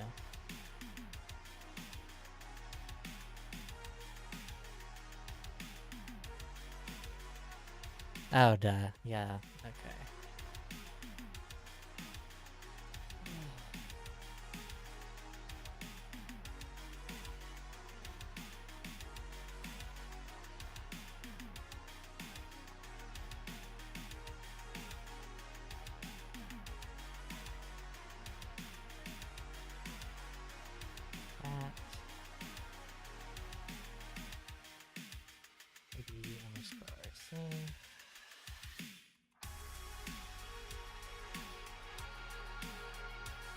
And there's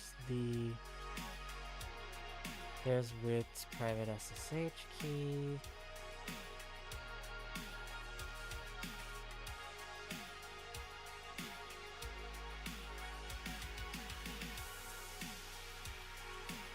Did they just do? Oh, they just did root.ssh.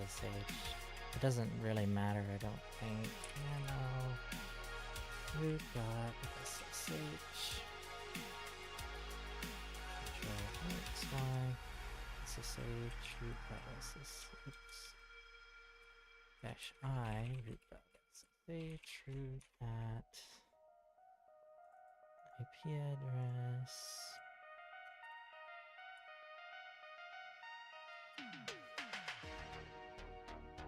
What? Oh shit, I have to change the permissions, that's right. Root 600 root SSH.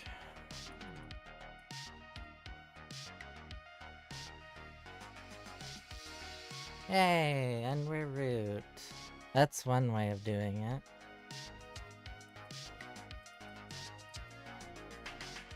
And we have the root flag.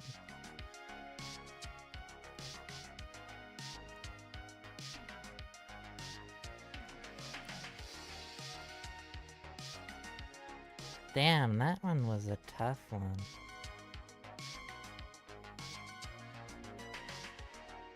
Woo!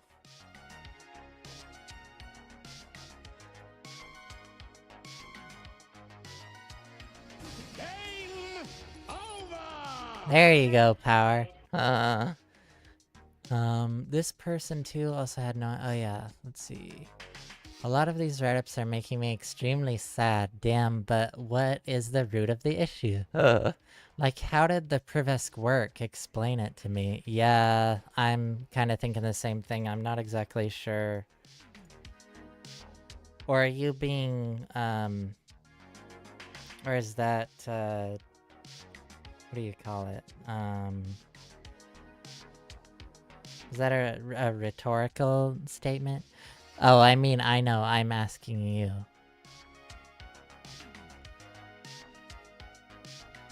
Oh, you know, okay.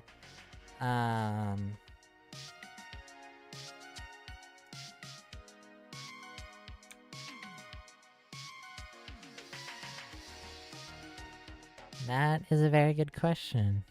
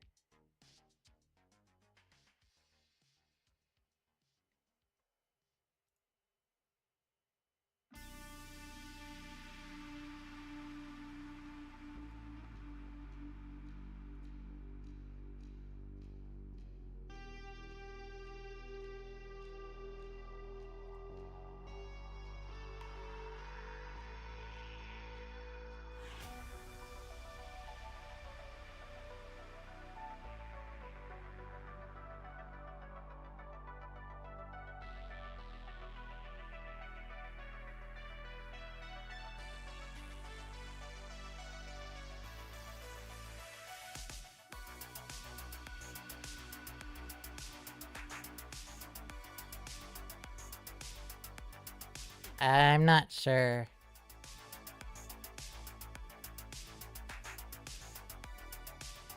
I'm looking at it on my host machine. Because it was taking a really long time, but it seems to— okay, there, it finally loaded on my host machine. Let's see.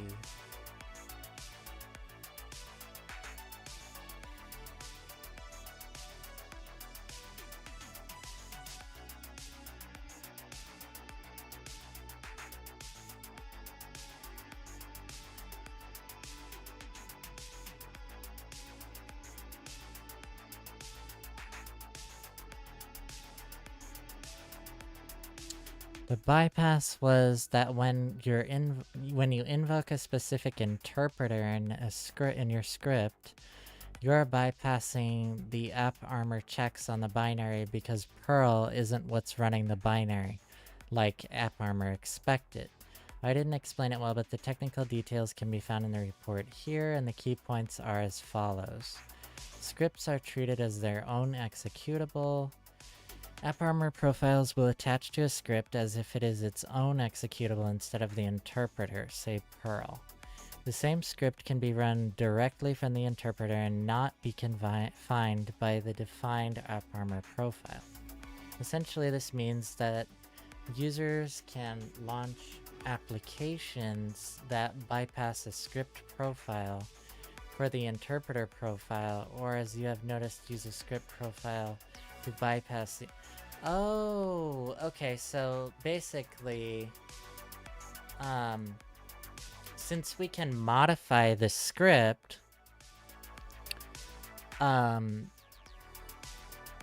then it's its own executable.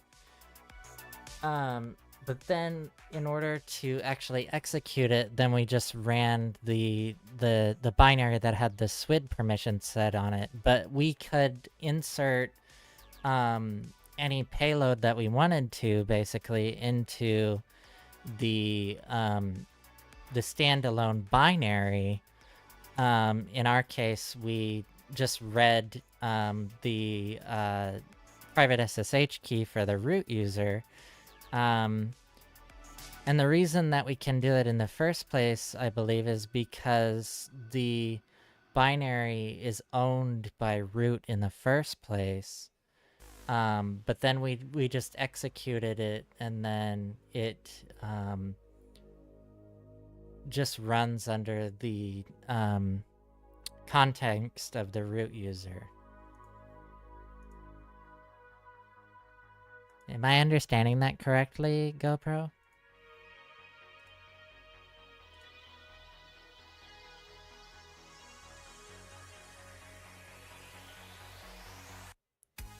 Yes, you could have bypassed it like so.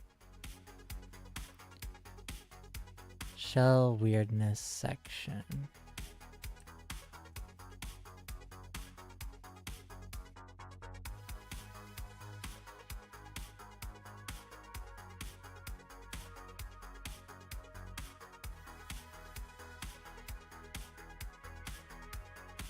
Oh, you've actually done this box before. Okay.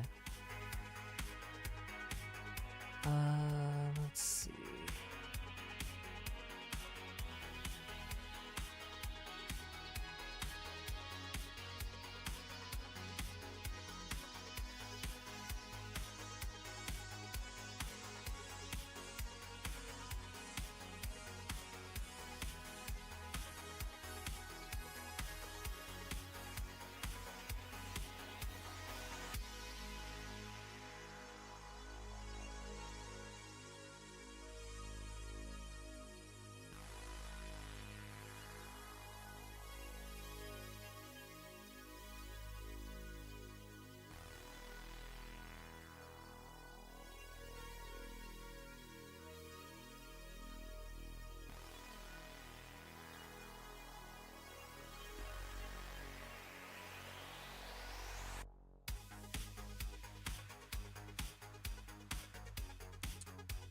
/temp is wide open, but I can't write files there. /opt is open, but I can't list contents. As far as I can tell, this doesn't seem to be any kind of shell jail because I can navigate freely around the system. Seems to be some kind of ACL or policy preventing me from specific places. grep think Etsy pass WD. Our user's login shell is set to user sbin ash.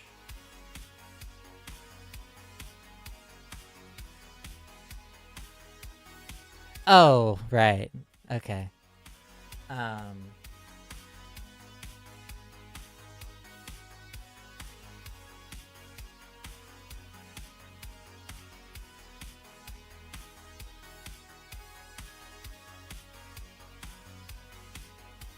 Hey, welcome from YouTube, Diego Rubino and fans Kona and Dot. Thanks for joining. We're just finishing up, or just finished up the publisher room on TryHackMe. Let's see.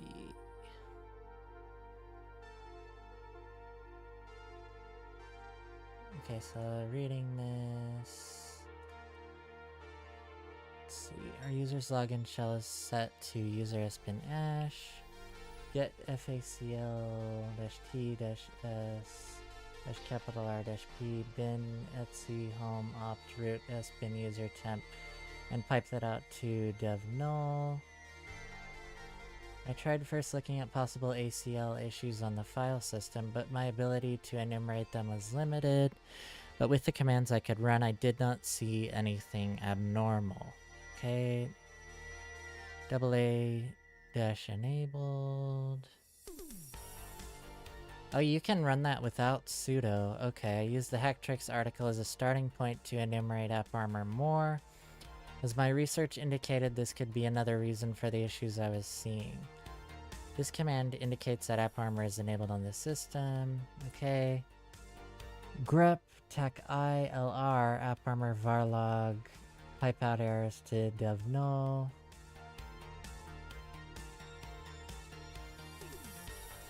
I got the idea to look at logs for AppArmor in the hack tricks article. There seems to be an AppArmor profile for our shell. And here's the AppArmor policy, which now clearly shows the reason for our issues with file system permissions. Okay. AppArmor bypass. Here we go. The short answer as to why this works is that individual scripts require their own AppArmor profile. Since there's no profile for random scripts we create, it is not confined by the AppArmor profile. We think when think logs in, user sbin ash is constrained by AppArmor because that single binary has a profile with AppArmor. But a random script, say dev shm pwn.sh, would need a separate profile. Okay, and there isn't one in place for the standalone binary. Okay. Deny dev shm. We can create the bypass script in dev shm because it does not block /dev/shm/**. Echo tech e bin bash and bin bash tech ip dev shm pwn.sh. Jamad 755 dev shm pwn.sh.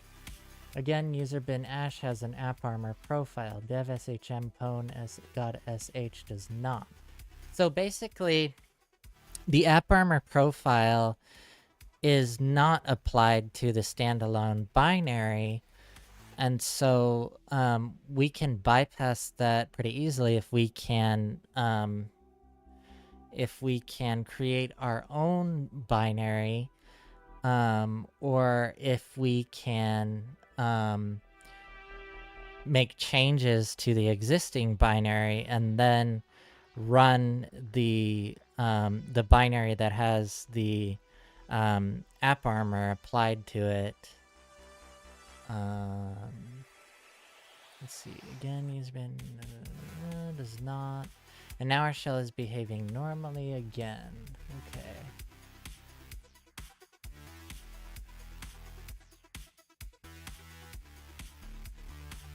Cat.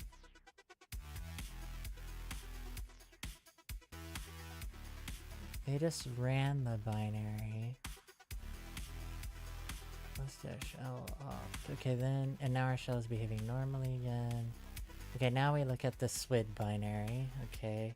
This binary is not typical for a SWID binary and matches the name of the script in opt. Strings is installed on the target, so inspect the file. Okay. Bin bash opt run _container.sh. Oh, okay, so we could have looked at this with strings. I didn't do that. Okay. The binary calls bin bash, which then calls opt run _container.sh. So the first line of order would be to take a look at the script permissions to see if we can overwrite it, which we can because we have write permissions. The script has wide open permissions, yes. It looks like it, I believe that's 777, isn't it? Abuse the SWID binary. So you can write a simple script to dev shm with a shebang in it and privest, basically, like bin bash r and ncp bin bash temp chown root : root temp bash chmod plus s temp bash. For example purposes, real new line there.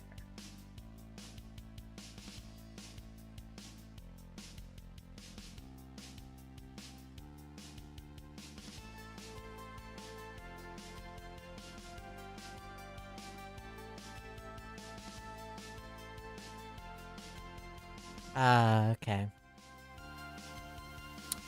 Overwrite the contents of the script to spawn a bash shell with inherited privileges. Okay.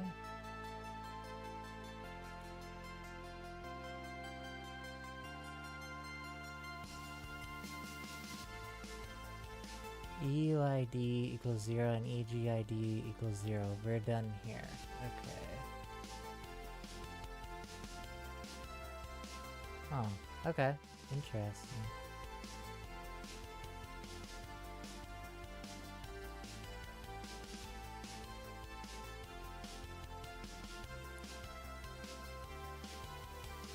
They just overwrote the contents of the binary completely.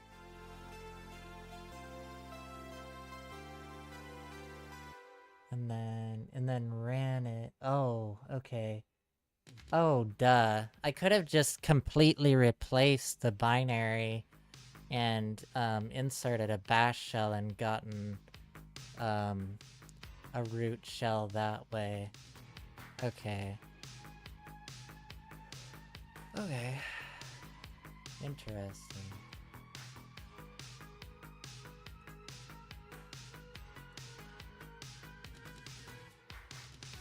My simple script forgot to execute /temp/bash-p, but yeah. Help to understand what's happening on the backside, right. Alright, well, I think I'm gonna head out for the night. Thanks everybody for joining. I hope you learned something. I definitely learned something. I don't know if I would consider this to be an easy box either. This was honestly pretty challenging. Thanks for all the follows. Thanks for joining the stream. Appreciate all the chats as well. Have a good one, everybody. See you next time.